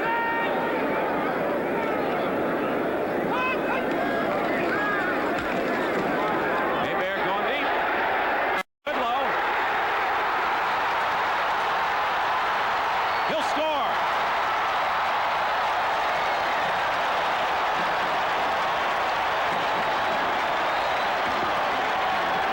He beat Dwight Hicks, and Bobby Hebert comes right back with a 76-yard touchdown strike to Eugene Goodlow. 49ers wanted to give Dwight Hicks some extra help today by playing zone to his side of the field. That time they didn't get it done. He was one-on-one with Goodlow. Almost got his hand on that ball. Came very close to deflecting it, knocking it down. See Ronnie Lott coming over, but he's not going to catch him. Good throw by Hebert. Perhaps just a little bit underthrown, but he got it there. Third touchdown reception for Goodlow. He's over 100 yards already in this game, and Morton Anderson try to give the Saints a 2-point lead. He does. A dramatic comeback from the San Francisco touchdown. Goodlow, 76 yards from Hebert, and it's New Orleans in front once more. Back ahead again. No, watch Earl Campbell here, who he fakes to. He picks up the blitzing Ricky Ellison right here. So the Niners were in a blitz. That's why Dwight Hicks was single coverage out there with no help, and that's the result. Longest play of Goodlow's career and the longest pass play for the Saints this season. Eugene Goodlow, who starred in Canada before coming to New Orleans. Anderson on the kickoff. Carl Monroe on the return. Monroe still fighting. Don't forget he had a 95-yard return against the Washington Redskins for a touchdown this year. And the tackle is made by Johnny Poe. We have a action-packed Christmas Day on CBS Sports, beginning with college football. Right after he opened up the presents, the Blue-Gray All-Star game. A lot of great players have come out of that one. Their name's Alan Pinkett will be there, and Napoleon McCollum from Navy, 2 great running backs. That's at noon Eastern time, and then the Boston Celtics against the New York Knicks. Patrick Ewing, Bill Walton, Larry Bird. 1st and 10, Montana gets it off to Derek Harmon, and Harmon has a first down beyond the 45-yard line. Bruce Clark put a lot of pressure on Montana, but Glenn Redd and Dave Waymer make the stop on Harmon. You bet. Watch Montana. Is he cool or not? Watch him. He throws this almost sidearm to get it underneath the arms of Bruce Clark and out to Harmon. You will Blackwell motion there. You and I are the only guys old enough to remember. Yeah. Whip.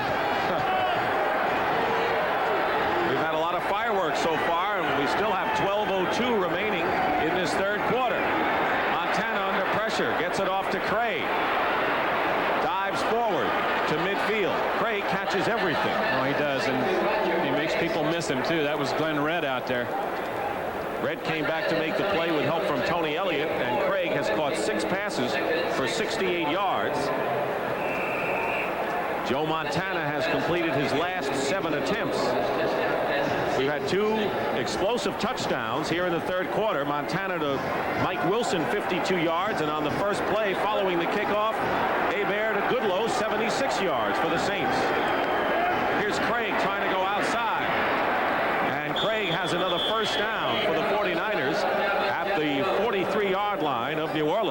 Johnny Poe on the stop. Good lead block again that time by Derek Harmon on that toss to Roger Craig. You can feel the intensity of the 49ers, I think, has picked up a little bit. They've been stung by that good low reception for the touchdown. You can look out there now and it just seems like they're moving around a little bit better and a little bit sharper than they have been the entire game. I don't think they're worried about any help they may get from the Redskins. No, sir. 1st and 10 at the 43. Harmon. Eric Harmon. Another first down.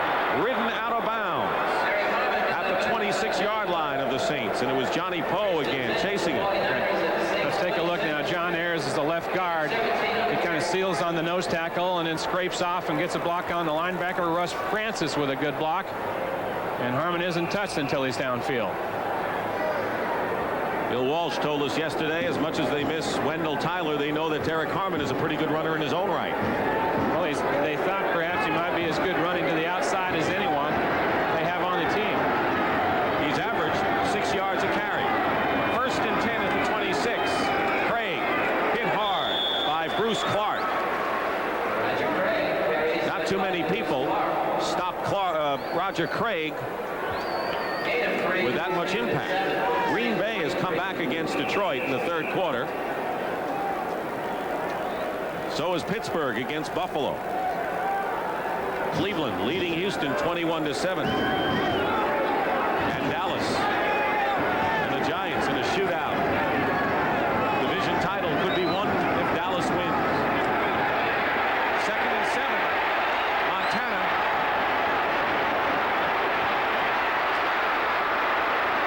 Gets the first down at the 15, and that's why Joe Montana so tough to defend against.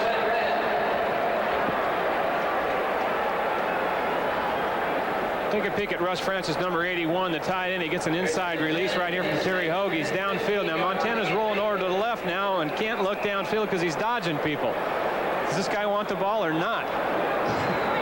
I'm here. But it's a first down for the 49ers. Derlin Moore, the 13-year veteran, has replaced Tony Elliott. Up front, Harmon slices to the 12-yard line. 9:45 on the clock in the 3rd quarter. 16-14, the Saints lead the 49ers. The Saints beat the 49ers at Candlestick Park earlier this year. Harmon gets up gingerly, and he'll come out of the game as Craig and Carl Monroe come in for Bill Walsh. It'll be 2nd down and 7.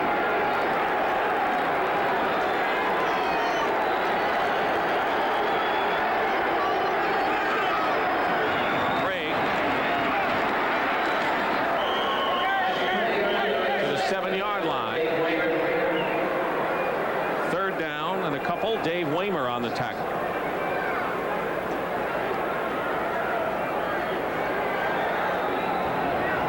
Roger Craig, his best effort as a runner was 117 yards against Denver. That's what he has today. He caught 12 passes against Atlanta. In his best effort as a receiver, he has 6 caught so far. 3rd and 1.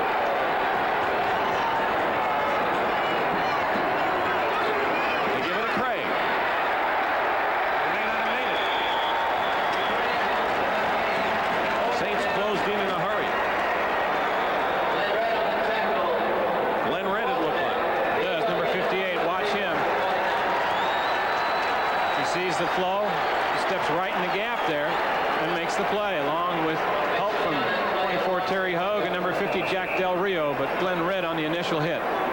So it's 4th down, and Ray Wersching, who had a 52-yard kick blocked and run back for a touchdown by Frank Warren, will try this from 24 yards out. Trying to give the 49ers the lead, and he does with 7:46 remaining in the 3rd quarter. Ray Wersching's field goal gives the 49ers a 17-16 lead.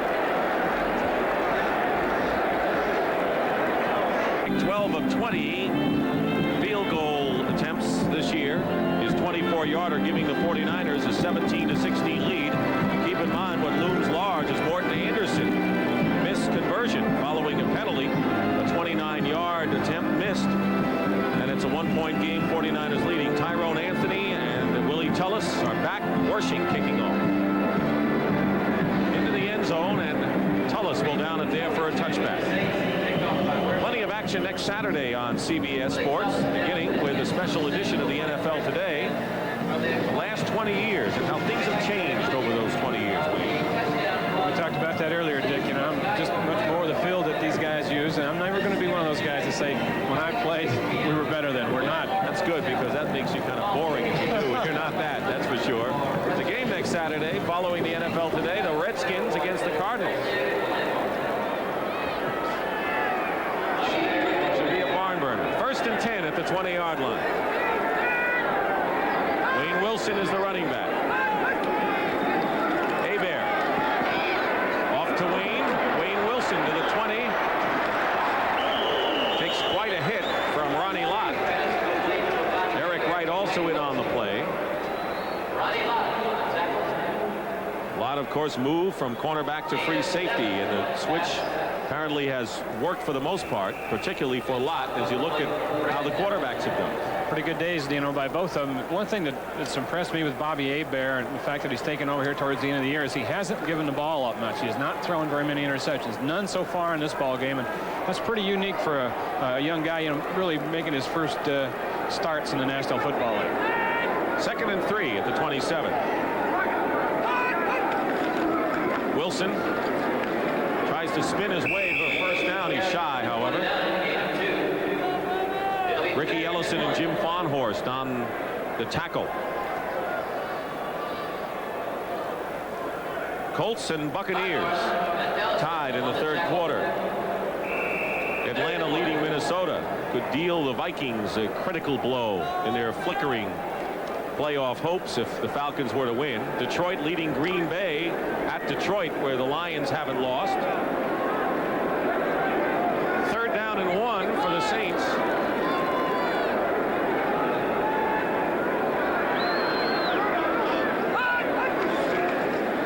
Hebert to throw on 3rd and 1 to John Tice.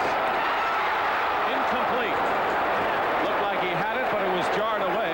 Covered by Ronnie Lott and Eric Wright downfield. That was a pretty interesting call on 3rd and 1. Pretty good throw, too, and it was right on the money. Ronnie Lott come over at the end, I think, and got a hand and knocked that ball away. Play action right here, and it does a good job of holding people. 3rd and 1, it's going to do that. Hebert hangs in, makes a good throw. Lott come over, knocks it away. You know, Wayne, that's the kind of offensive showing that the Saints haven't seen here. That's exactly right. You know, away with some of the old conservatism and in with some of those kinds of things, thanks to Wade Phillips. Hansen kicking to McLemore.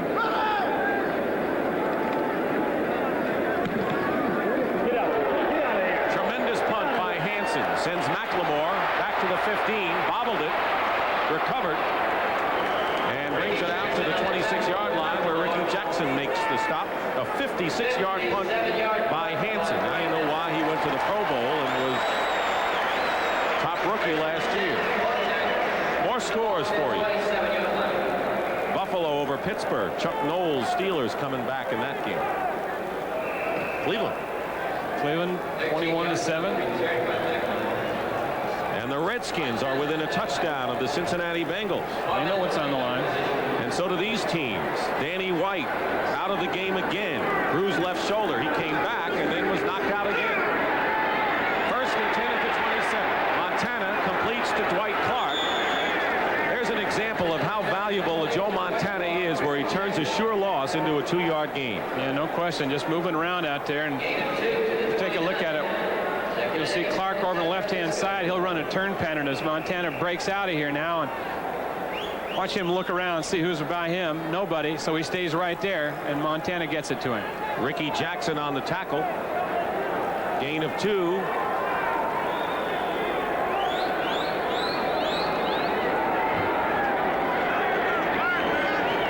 John Frank joins Russ Francis as a second tight end.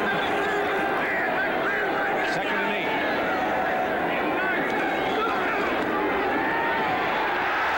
And down he goes.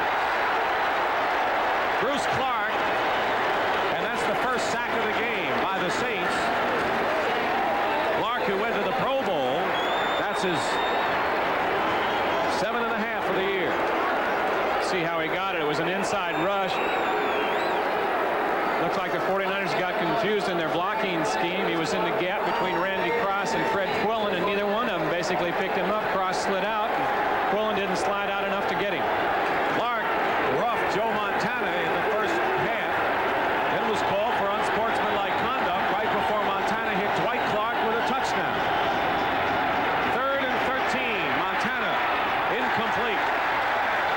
He was under a lot of pressure. Dwight Clark, the intended receiver, and Johnny Poe was blitzing on the play.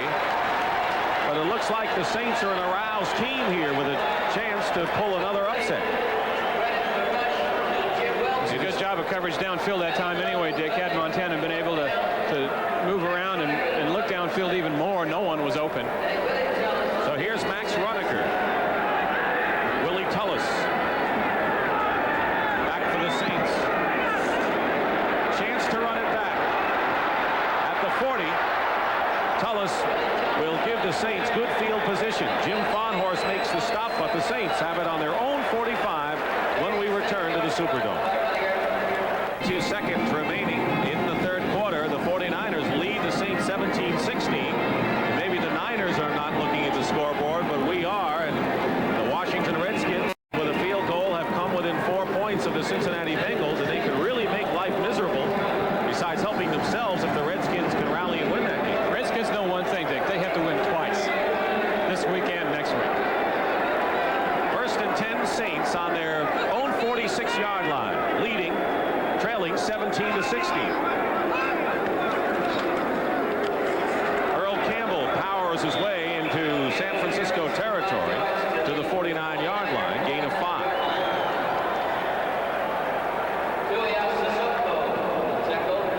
The Saints not only will be looking probably for a new head coach, but they're also in the market for a general manager. A lot of names floating around down here as we spent the last couple days in the paper. Conjecture as to who it'll be. This guy right here thinks that, someday his time will come, but as we told you earlier, he does not think it will be here. 2nd and 5. Wayne Wilson hit Ricky Ellison. Good play by Ellison and a loss of a yard. Ellison, I don't think this was a blitz. I just think he's back there in his inside linebacker spot, saw the guard pull, and came right on in behind it. It's exactly what he did. Scraped around the nose tackle and made a fine play. It comes only with experience and being in there and seeing those kinds of things and being able to react to it. 3rd and 7 for the Saints. Winding down to 3 minutes remaining in the third quarter.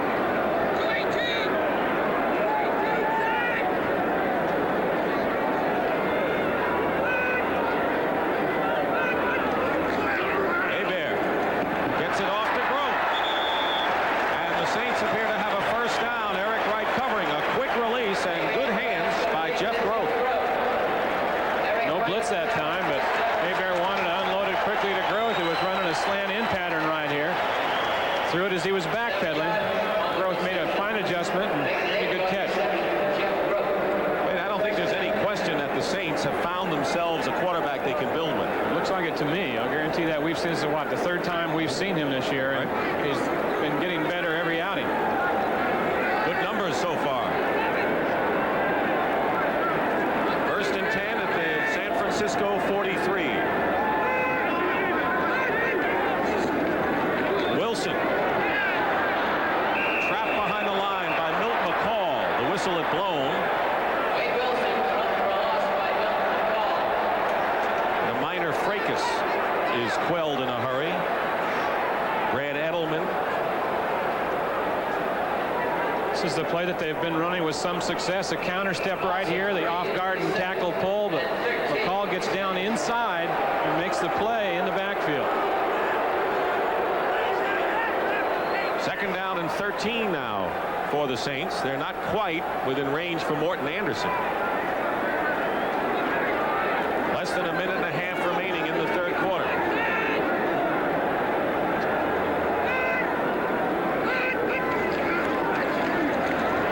Hebert fires. Penalty marker down. Goodlow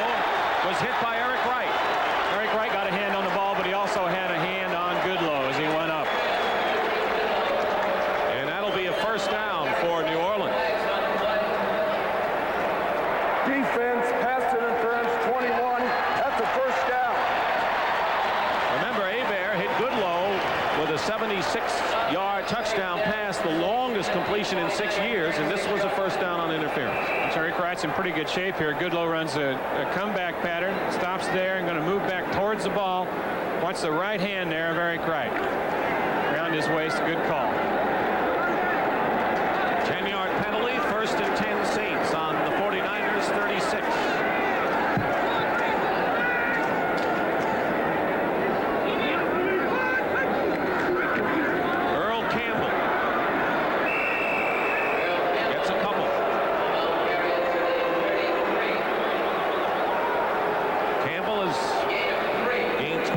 Today, Jeff Stover in on the stop. Hardy has been starting, of course, for the 49ers in the base defense, and Stover's been able to keep fresh.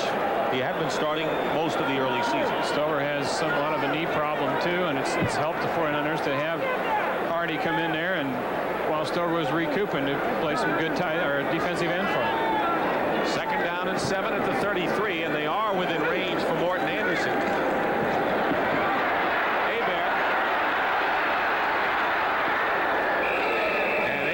Is a bundle 5 yards, and that could be critical as far as field goals are concerned. Michael Carter makes the sack, the 2nd of the game. Hebert made some pretty good moves to prevent losing more yardage. That was Stover right there. Todd Shell's number 90 boards back there, and Hebert puts his head down and try to run over Michael Carter. It's like trying to run over the statue in the park outside here. Carter and Turner have sacks for the 49ers. 3rd down and 11.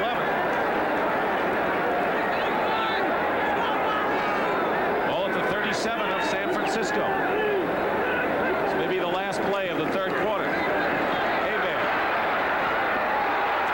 And the pass. No signal. And now they say it was caught, apparently. And the 49ers don't like that decision. Eugene Goodlow with a tremendous catch on the pass, inches off of the ground for 13 yards. Yeah, I want to see it too. Let's take a look now. 21 again, Eric Wright. Tina Turner's number 58. Goodlow by him, and we can't tell from there. And that may be a first down. That's the end of the 3rd quarter. It's 17-16 San Francisco. We now pause for a word from your local station. Stockton and Wayne Walker. Saints 1st and 10 on the 49ers 24. Trailing by a point. Wayne Wilson can't hold on to it. He was covered downfield by Todd Shell. The ball got to Wayne Wilson. Well, if you're seeing Bobby Hebert for the first time, what he's showing you here this afternoon, Dick, is the fact that he can throw any kind of pass. He had to take something off this one, loft it up a little bit, and look at that. That was a great throw right in the hands of Wayne Wilson between 2 defenders. 2nd down and 10. Scoreless first quarter. 49ers scored first. 7-3 in favor of the Niners when Frank Warren ran with a blocked field goal attempt. It was 9-7 New Orleans. At halftime, 49ers 17-16 after 3. And the whistle. Jim Rourke, the left tackle, might have moved.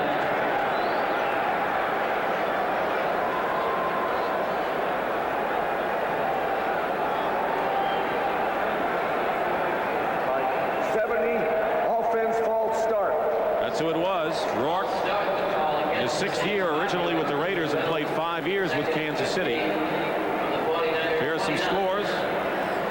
Pittsburgh inching closer to Buffalo. They were way behind. And the Browns. They're watching the Washington-Cincinnati scoreboard, you can be sure, because if the Bengals lose their lead and the Browns win, the Browns are sitting pretty in the AFC Central Division. They have the tiebreakers in their favor, too. 2nd down and 15, back at the 29.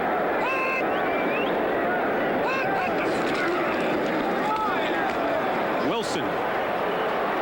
Ricky Ellison on the stop. And he gets just a couple of yards. That was a strange formation. Not only was the call strange, to run in that situation, but so was the formation. Double tight ends, one back. Definitely a run formation for New Orleans.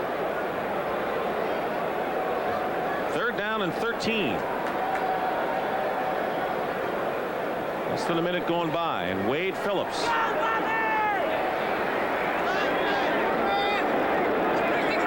1-1 as a head coach.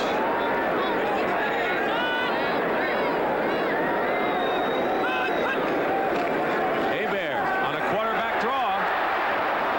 Gets back to the line of scrimmage. It'll be 4th down. Ronnie Lott makes the tackle on Hebert. And now Morton Anderson will come in to try to give the Saints the lead again. Watch Ronnie Lott, number 42, up faking the blitz, starts his drop, and then sees Hebert break out on this draw play, and he's over there on top of it. It'll be a 41-yard attempt for Morton Anderson, who was 9 of 10 from that distance this year.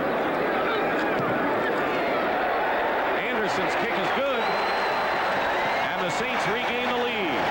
19-17, Morton Anderson.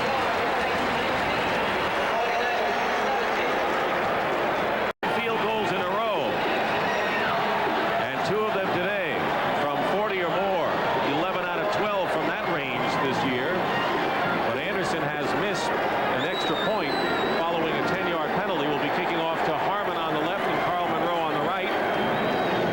19-17, the Saints are leading. Deep kick by Anderson. Monroe will down it there, and the 49ers will take over this drive at the 20-yard line. Tonight on CBS begins with 60 Minutes, Murder, She Wrote, Crazy Like a Fox, and Trapper John M.D. That's tonight on CBS. But Wayne, the 49ers have lost several games that they were expected to win. And we go back to the opening game against the Vikings, Detroit, this team, New Orleans, and the Rams. And, of course, they trail again today. And they're not, of course, out of it, but they're trailing. Well, like you say, and they've all followed the same script in this type of game. Jerry Rice in motion. Montana completes it to Roger Craig, who has the first down. What a marvelous season Roger Craig has had, and they ought to just put him in the Pro Bowl right now as if they wouldn't have weeks before. Well, I don't think there's any question about that. And I was thinking the same thing as he broke that tackle. What a year this guy's having. If there's anybody in the league that's given more effort than this man right here in this 1985 season, I don't know who it is. Came into the game as the leading receiver in the National Football League. And his 86 catches includes the 7 he has today. 1st and 10 at the 35.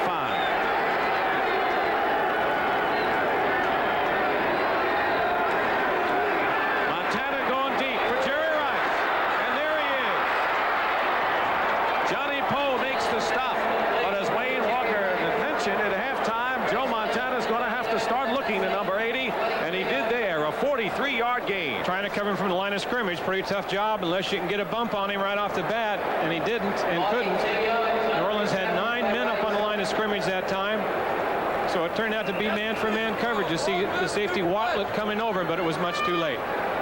Jerry Rice last week was just 14 yards short of the NFL record for yardage, 241. Jerry Butler of Buffalo in 79 had to set the mark. But Rice has broken the all-rookie season mark. 1st and 10 at the 23. Here's Harmon with Randy Cross blocking. And Derek Harmon gets inside the 20-yard line. Jim Wilkes makes the tackle. Really the first bit of trickery we've seen from the 49ers, who always seem to have a couple in their bag, up their sleeve, to fake the Roger Craig. Half back around is what this is, but people are staying home. Wilkes, number 94, with good pursuit. Nobody bid on it. Gain of 6 yards. And Randy Cross is down. He had a sprained ankle last week against the Rams. Bothered him in that game. Had to come out.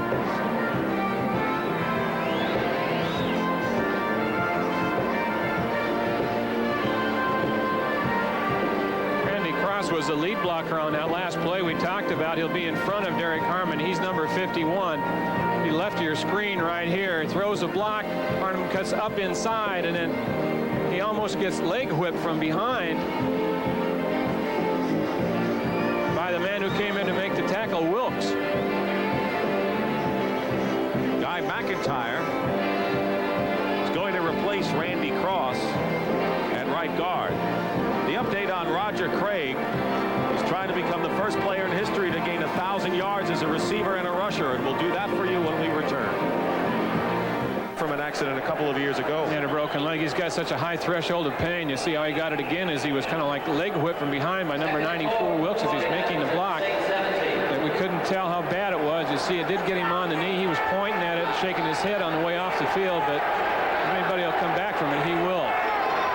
Second down and 4 at the 17-yard line. Montana, Russ Francis, and Francis will go in for the touchdown.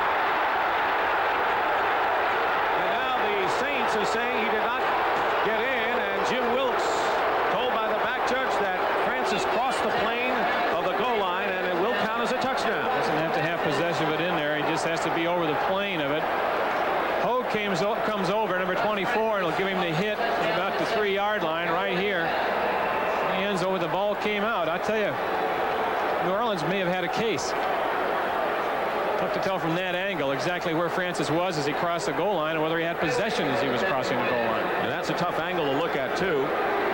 In any event, the third touchdown reception of the year for Francis, and Ray Wersching's conversion is perfect. So with 11:13 remaining, it's now 24-19 San Francisco.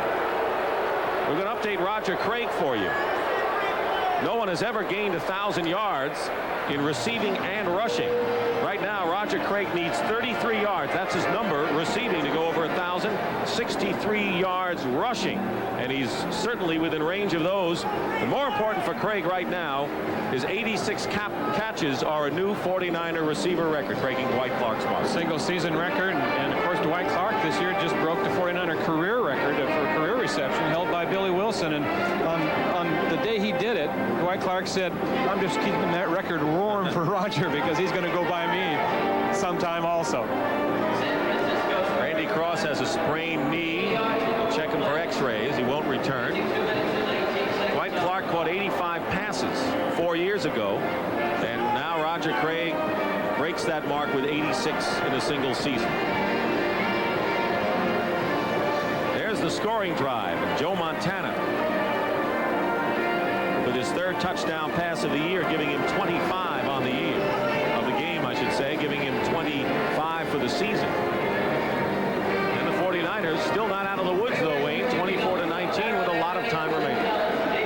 This has been the time in the games that they have lost, Dick. This has been the time where they've had problems. Taking off to Tullis at the 4-yard line. Tullis down the sideline, goes out of bounds. Let's tell you what's in store next Sunday. Final weekend of the regular season. CBS doubleheader. The Chicago Bears go against the Detroit Lions. The Lions are battling Green Bay, trying to stay undefeated at home. That would be a good game to see whether the Bears can beat the Lions in Pontiac. Chicago will be looking ahead to the playoffs, and for the Lions, that more than likely will be their playoff game. And the Dallas-San Francisco matchup. You remember Dwight Clark from Joe Montana? Everybody does. By the way, our fans in San Francisco will not be watching the Detroit-Chicago game, but they will see the Cowboys and the 49ers. Check your local listing. First and 10 at the 24 for the Saints. 11:04 remaining. Hebert ups it off to Campbell. And Campbell, knocked out of bounds by Ronnie Lott, has a first down. I love the end of this play. Two of the biggest hitters in the game get after each other. Here's another good touch by Hebert. Watch Ronnie Lott, number 42, come over, and Earl says, "I'm not going out of bounds." I like that. They've used Campbell more as a receiver. He's caught 4 passes the last 2 games, and then that reception right there. A lot of pride right on the line. Tells you a lot about both players, just that collision on the sideline. Nobody gave an inch. First and 10 Saints on their 36.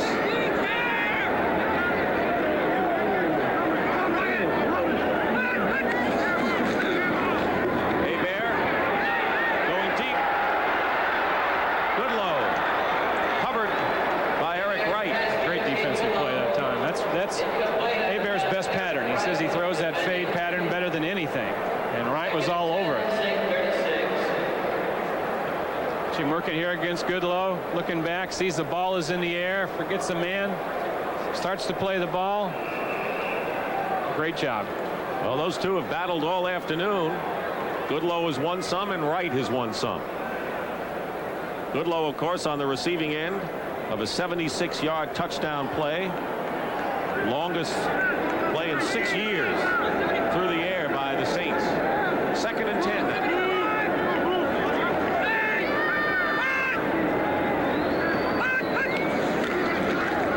Hebert.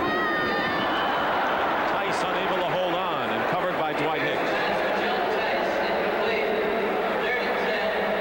So you're right, though, Dick. I think the Saints have found their guy. And Bobby Hebert, I don't think there's any question about that. Well, they've searched for years down here. They've brought him in and out. They've had Archie Manning and Kenny Stabler and David Wilson and Richard Todd. In fact, this year, their quarterback payroll is $2.5 million. They're going to be able to cut that down and go with one or two guys, save themselves some money. Todd is on the bench and has been all year. 3rd and 10. Hebert. Gone deep for Eric Martin. And the rookie has it. He beat Dana McLemore, but there's a flag down at the line of scrimmage. 44-yard play. And let's see whether that will go for naught. It won't. It will. Holding against the Saints. 44-yard pass to Eric Martin and deep in the 49er territory. Number 79, Nullified. 10 yards, 3rd down. Ralph Williams, the guilty party. That really hurt. He's number 79. He's the right guard. Working against Stover, number 72. Runs him on by. And then basically pulls him down. A lot of times people are so upset, but the pass would not have been completed if there hadn't been holding. Got that.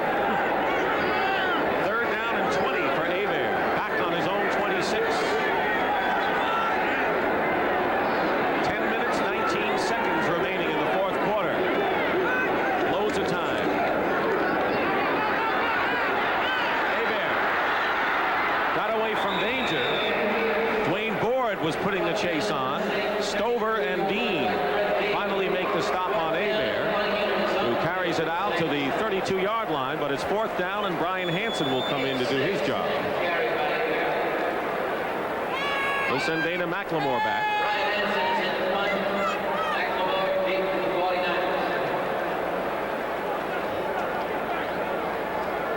9:40 to go in the 4th quarter. 49ers 24, the Saints 19.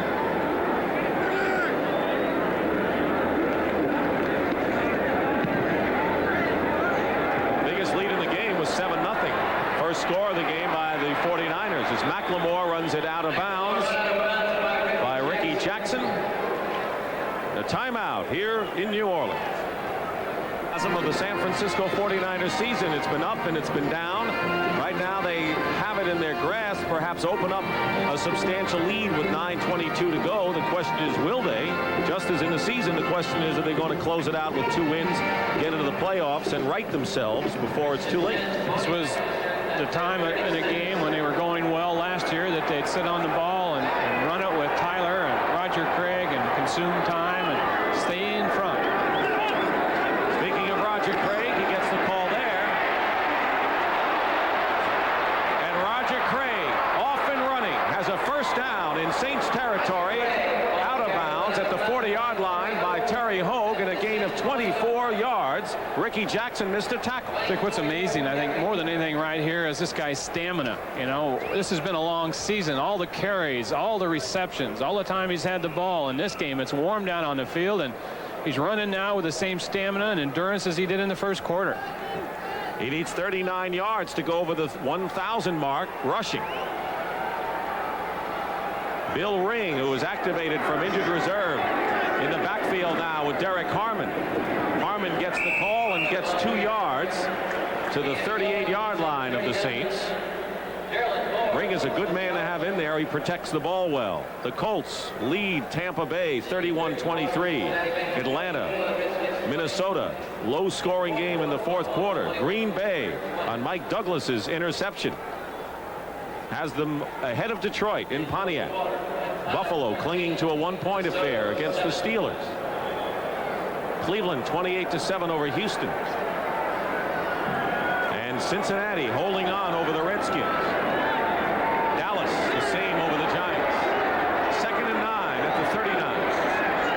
Montana swings it out to Craig. And with Haynes riding him out, Craig goes out of bounds at the 33-yard line. Watch 24 now. Hogue, the safety, come on the safety blitz. Montana sees it right away. No one has to block him. He just has a guy out here to unload it to. Here, Roger, give me some yards. Craig now needs 29 receiving yards to go over 1,000. 39 rushing yards. He's getting there. 3rd down and 5 for the 49ers with 8:23 remaining.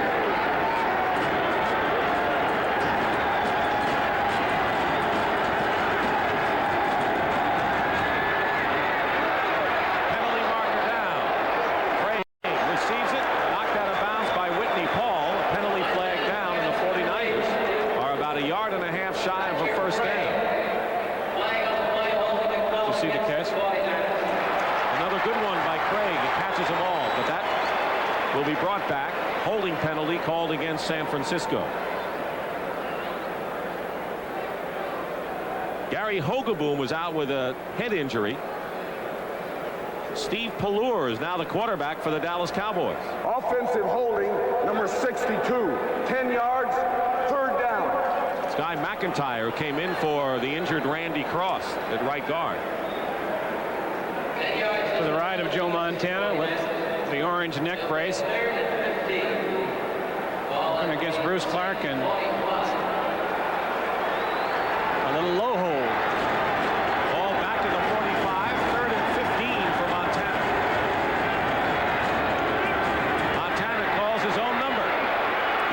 And Joe Montana very nearly gets enough for the 1st down. He is stopped at the 34. Johnny Poe and Terry Hogue make the stop on Montana. 4 yards shy of a 1st down. It is 4th down, and Ray Wersching still on the sideline.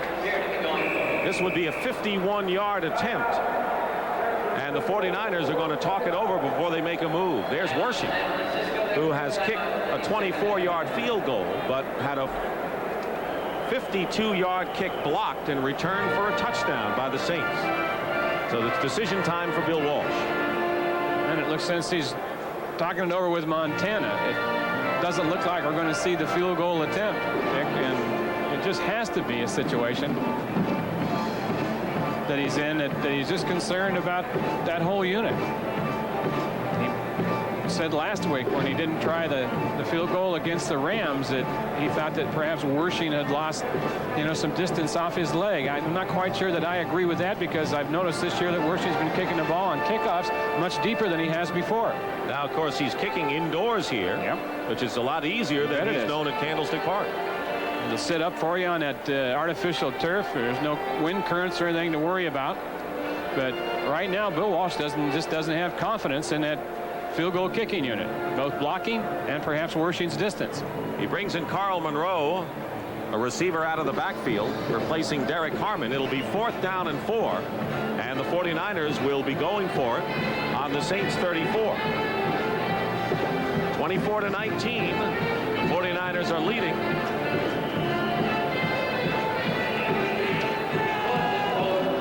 With his offense, maybe he's thinking that I can get 4 yards easier than Wersching can kick it 50. That speaks volumes. Montana. Caught by Rice. Jerry Rice off the hands of Russ Francis. And the 49ers have a 1st down at the 15. The ball was deflected off of Russ Francis's hands, and Jerry Rice was there. 19 yards and a big play for the Niners. Montana off somewhat of a scramble situation, too. He was in trouble back there and had to duck up, moving towards the line of scrimmage. Good coverage. Look at them both. Covered well. Francis gets it right here. It was Willie Tullis on Francis, and then the deflection to Rice. Watlet makes the tackle. Johnny Poe almost spoiled that party.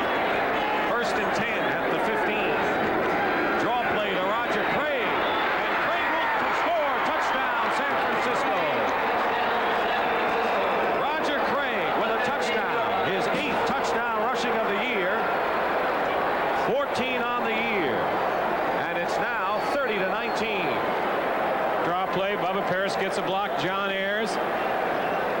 Fred Quill in the center with a good one, and Craig wasn't touched.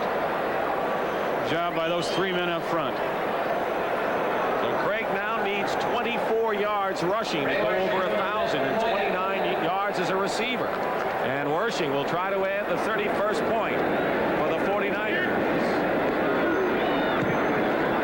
The 49ers, who are 0-2 indoors coming into this ball game. The kick is good. Now lead at 31-19.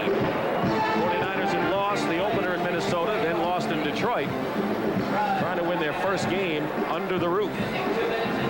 And they're comfortably in front with 6:41 to go, if they can avoid mistakes. Next Saturday on CBS, special edition of the NFL Today, the last 20 years.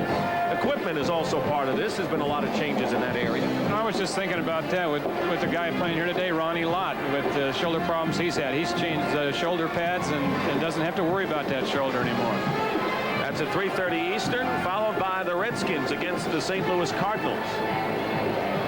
Remember last year, the Cardinals just lost to the Redskins in the last game of the regular season.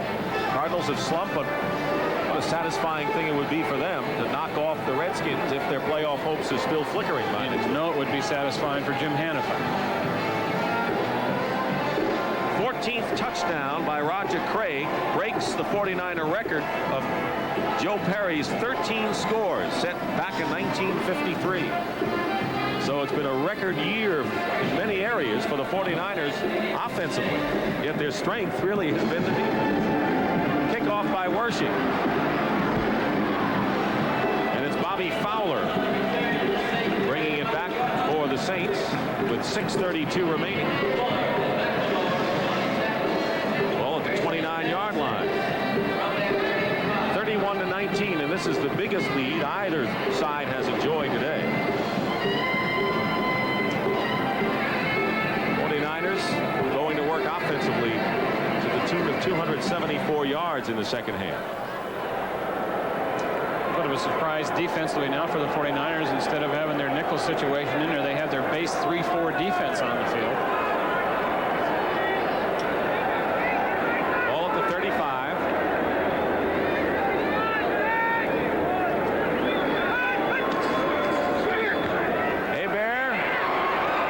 Escaped Michael Carter, but he couldn't get away from Jeff Stover, and that's the third sack of the game for the 49ers. Only rushed 3, and they got gigantic pressure. Michael Carter will be the nose tackle. He just takes a rush to the left. Stover loops in behind him, and there's your sack. 9 on the year for Stover. Loss of 9. 2nd and 19. Hebert dumps it off to Wayne Wilson, and Ricky Ellison chases him. And finally, Wilson is brought down at the 30-yard line by Dwayne Bourne. This is where, when you have a 12-point lead at this stage, you can really tee off at a young quarterback like Bobby Hebert. Don't have to worry much about the run, that's for sure. Clock running, under 6 minutes to go. Lining up in a hurry are the Saints. Hebert tipped up the middle, incomplete. Hobie Brenner was the intended receiver. Ronnie Lott was covering, but that ball was tipped before it got to Hobie Brenner.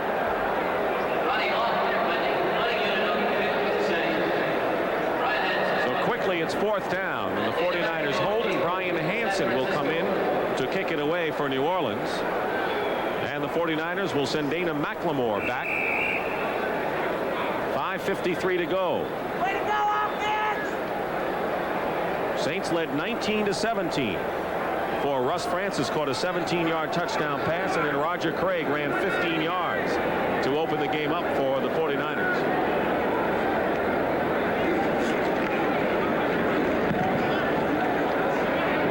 Fair catch called for by McLemore at the 33-yard line. 5:45 remaining. Updating scores. Colts leading Tampa Bay. Minnesota now trailing Atlanta by 1 point. Green Bay leading Detroit. Buffalo over Pittsburgh. Only the Bears and the Rams have wrapped up playoff berths. 1st and 10. Montana, Harmon.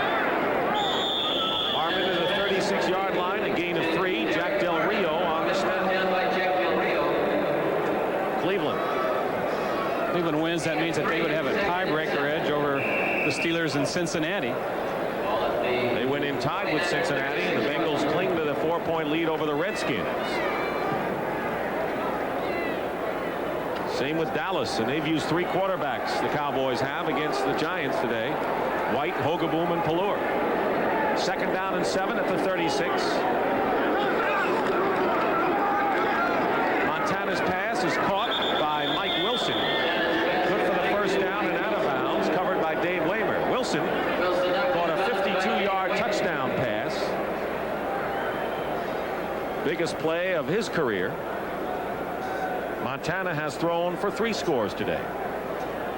7 yards. It's over 300 yards for the day. And a 1st and 10. The only turnover in the ball game was an interception by Terry Hogue of the Saints early in the 1st quarter, and nothing materialized out of that. Montana really didn't get off to a good start in the game. He wasn't real sharp, but he's just the kind of guy that never seems to bother him. He's 13 of 14 in the 2nd half alone. At the 44-yard line, Craig gets a couple. I think that kind of interesting thing that we found out when we were at the Saints practice yesterday is the fact that Bum Phillips came out and talked to the team this week. You know, the father of Wade, first time that he'd met with the team and talked to him since he announced his retirement and quit the job, 3 weeks ago. And the reason for that was he said he was just too emotional at the time. Probably couldn't handle, talking with the players face to face. And he said, what did he talk about? And the players said, well, told us that he would always be there if we need him outside of football. 2nd and 7 at the 47-yard line with 4:20 to go. And the 30-second clock runs down, and a delay of the game call. Delay of the game. So Roger Craig is coming closer to that 1,000 mark, receiving and rushing, something no one has ever done in the National Football League. Well, we talked about that. It certainly was in the 49ers scheme of things to help him get that record, but in the normal course of playing that he probably would. That's what he needs to go over 1,000 on the ground. 2nd and 12 for the 49ers at the 42-yard line.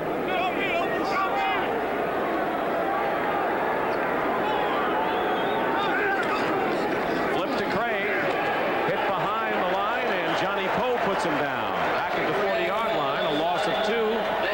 So Craig now leads 23 yards. You can go the other way, too. That happened to a guy once who played running back for Atlanta by the name of Dave Hampton. He was over 1,000 yards. He rushed one time too many, got caught for, I think, -4, and ended up at 996 for the season.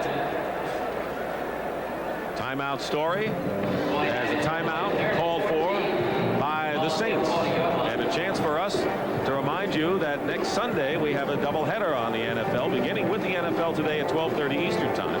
Bears will try to finish 15-1 against the Lions at Pontiac. 49ers finished the regular season at 15-1 last year.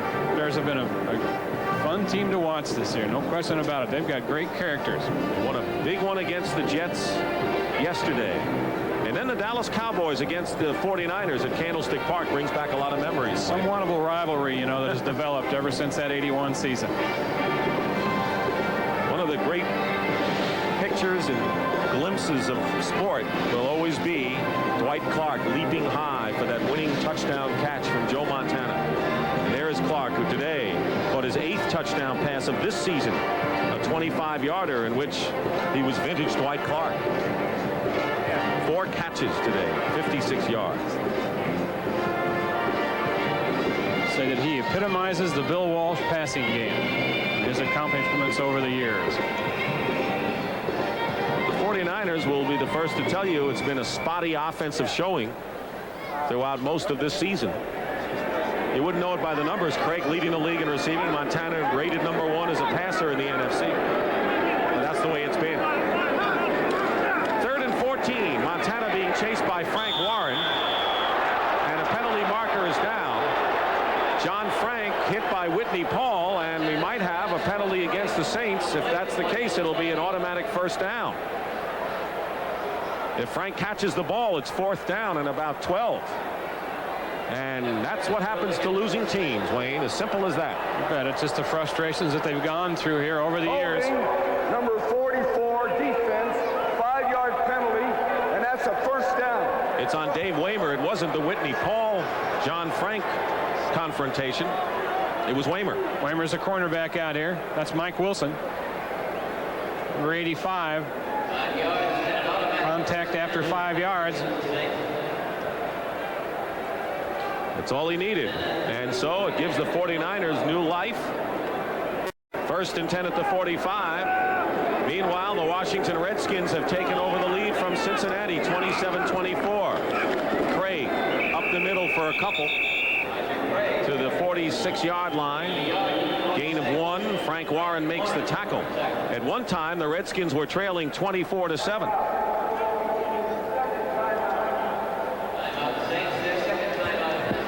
Roger Craig's numbers.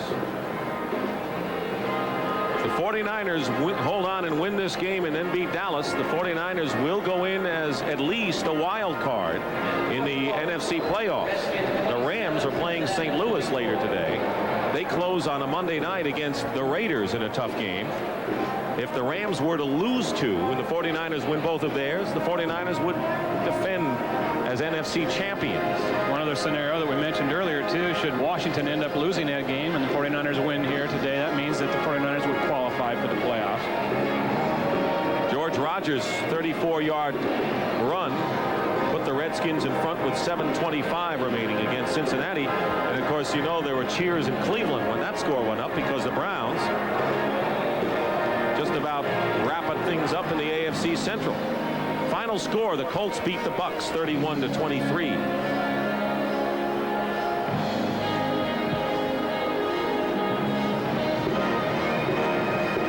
Wade Phillips,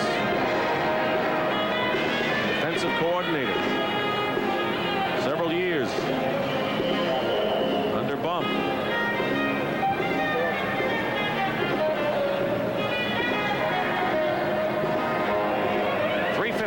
Showing on the clock. Montana with touchdown passes to Dwight Clark, Mike Wilson, Russ Francis. The big one was the tip ball. Francis to Jerry Rice for a first down, which set up Craig's score. 2nd and 9. Montana gets out of danger and is fallen at the 49-yard line. Ligament in his knee. It was an update from what we got earlier, where it was a sprained knee.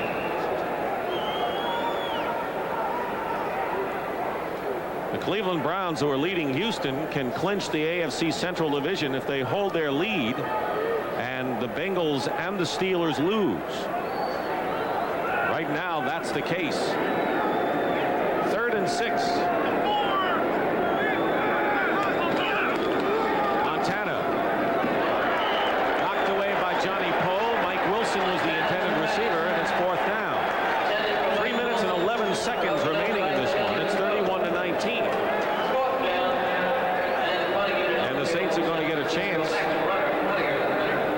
Some damage, although they have only 1 timeout remaining. There's Tullis going back. I bet they'll be coming on this punt too. They did. Runniger got it away. And the ball bounces in the air and down by Fuller at about the 1. The 49ers and Runniger couldn't ask for any more than that. 50 yards, and it stops right there. Runniger. Yeah, I was just going to say, he has a chance to go over 30 kicks this year that were down inside the 20. That's only been done once in NFL history by Bobby Parsons of the Bears back in 1981. Runniger came into the game with 26 kicks down inside the 20.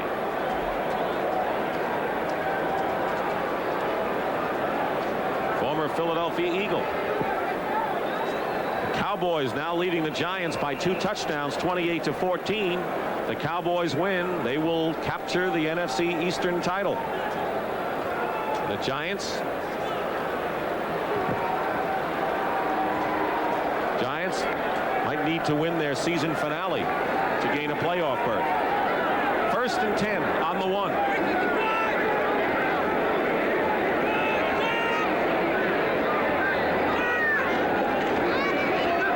Hebert deep in his end zone, out to Wayne Wilson, and Ronnie Lott and company bring him down at the 7.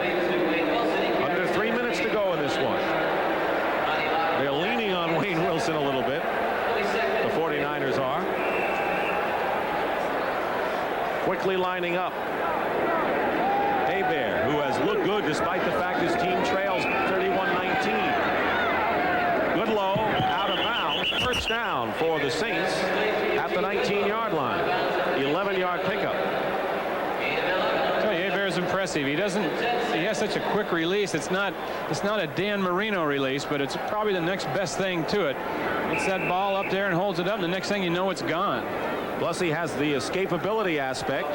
He's fast, and I think he's a leader already. Well, Archie, I was talking to Archie Manning before the game, and he said, he's even quicker normally than he is now. He's been sitting around most of the year and has probably put on a few pounds this season. 1st and 10 at the 19.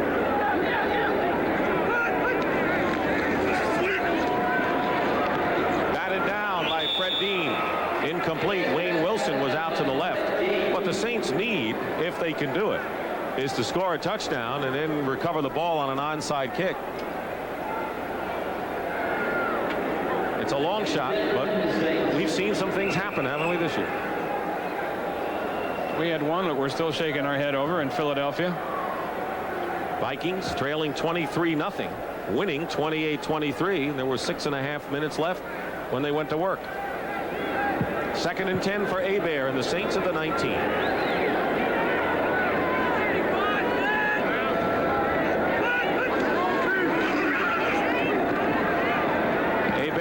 It to Wayne Wilson.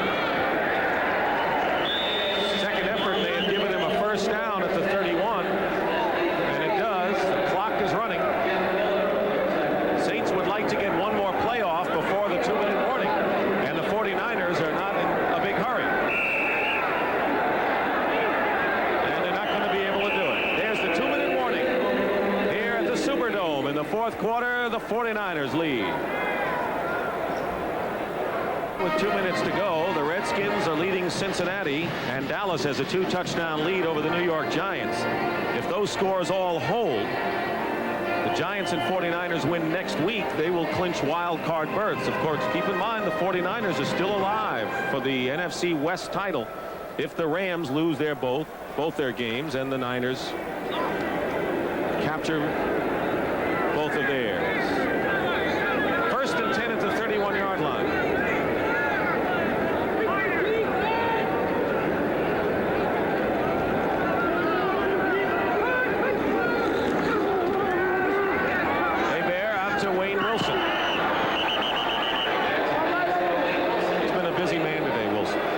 So Hebert, 19 of 33, and not only that one, but had several others dropped on him. Cajun Cannon.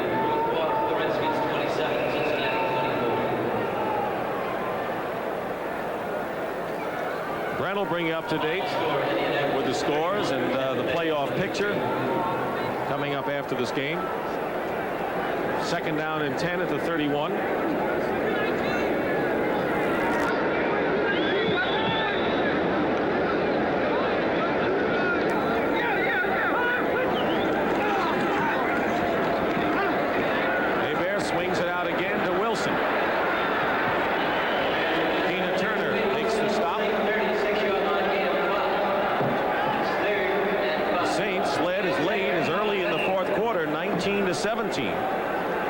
Before 2 49er touchdowns, and Bill Walsh's crew has really had a struggle in this game, but they're in front. That's the main thing for them.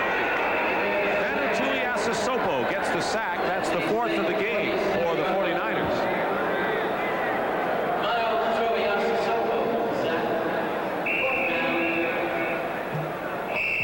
And now the Saints have called a timeout. That is their last timeout. They will will close the season, the Saints will,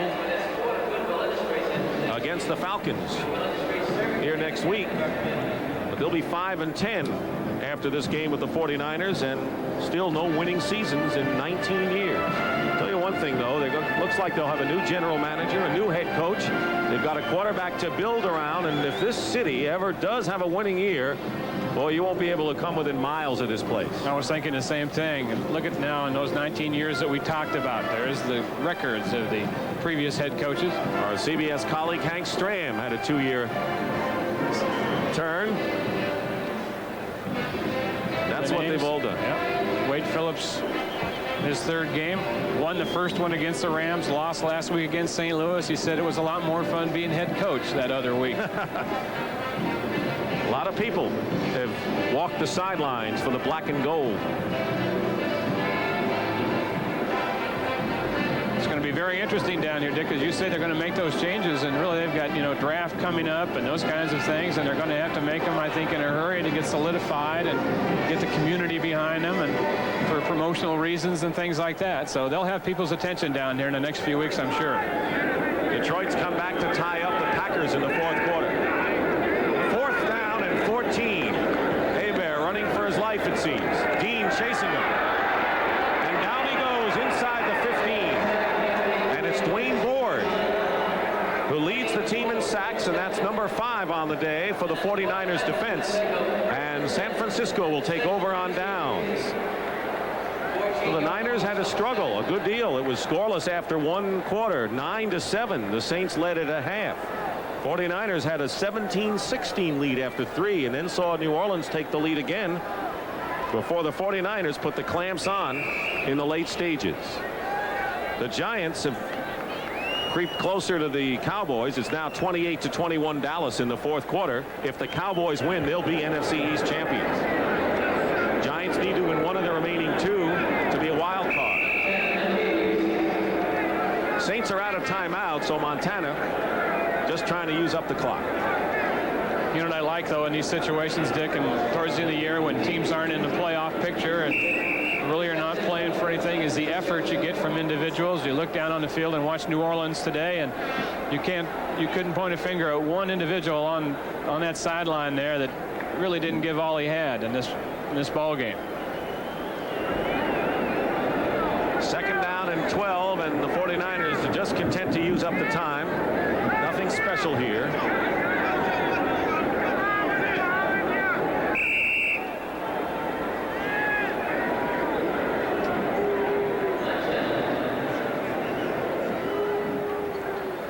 And that may be it.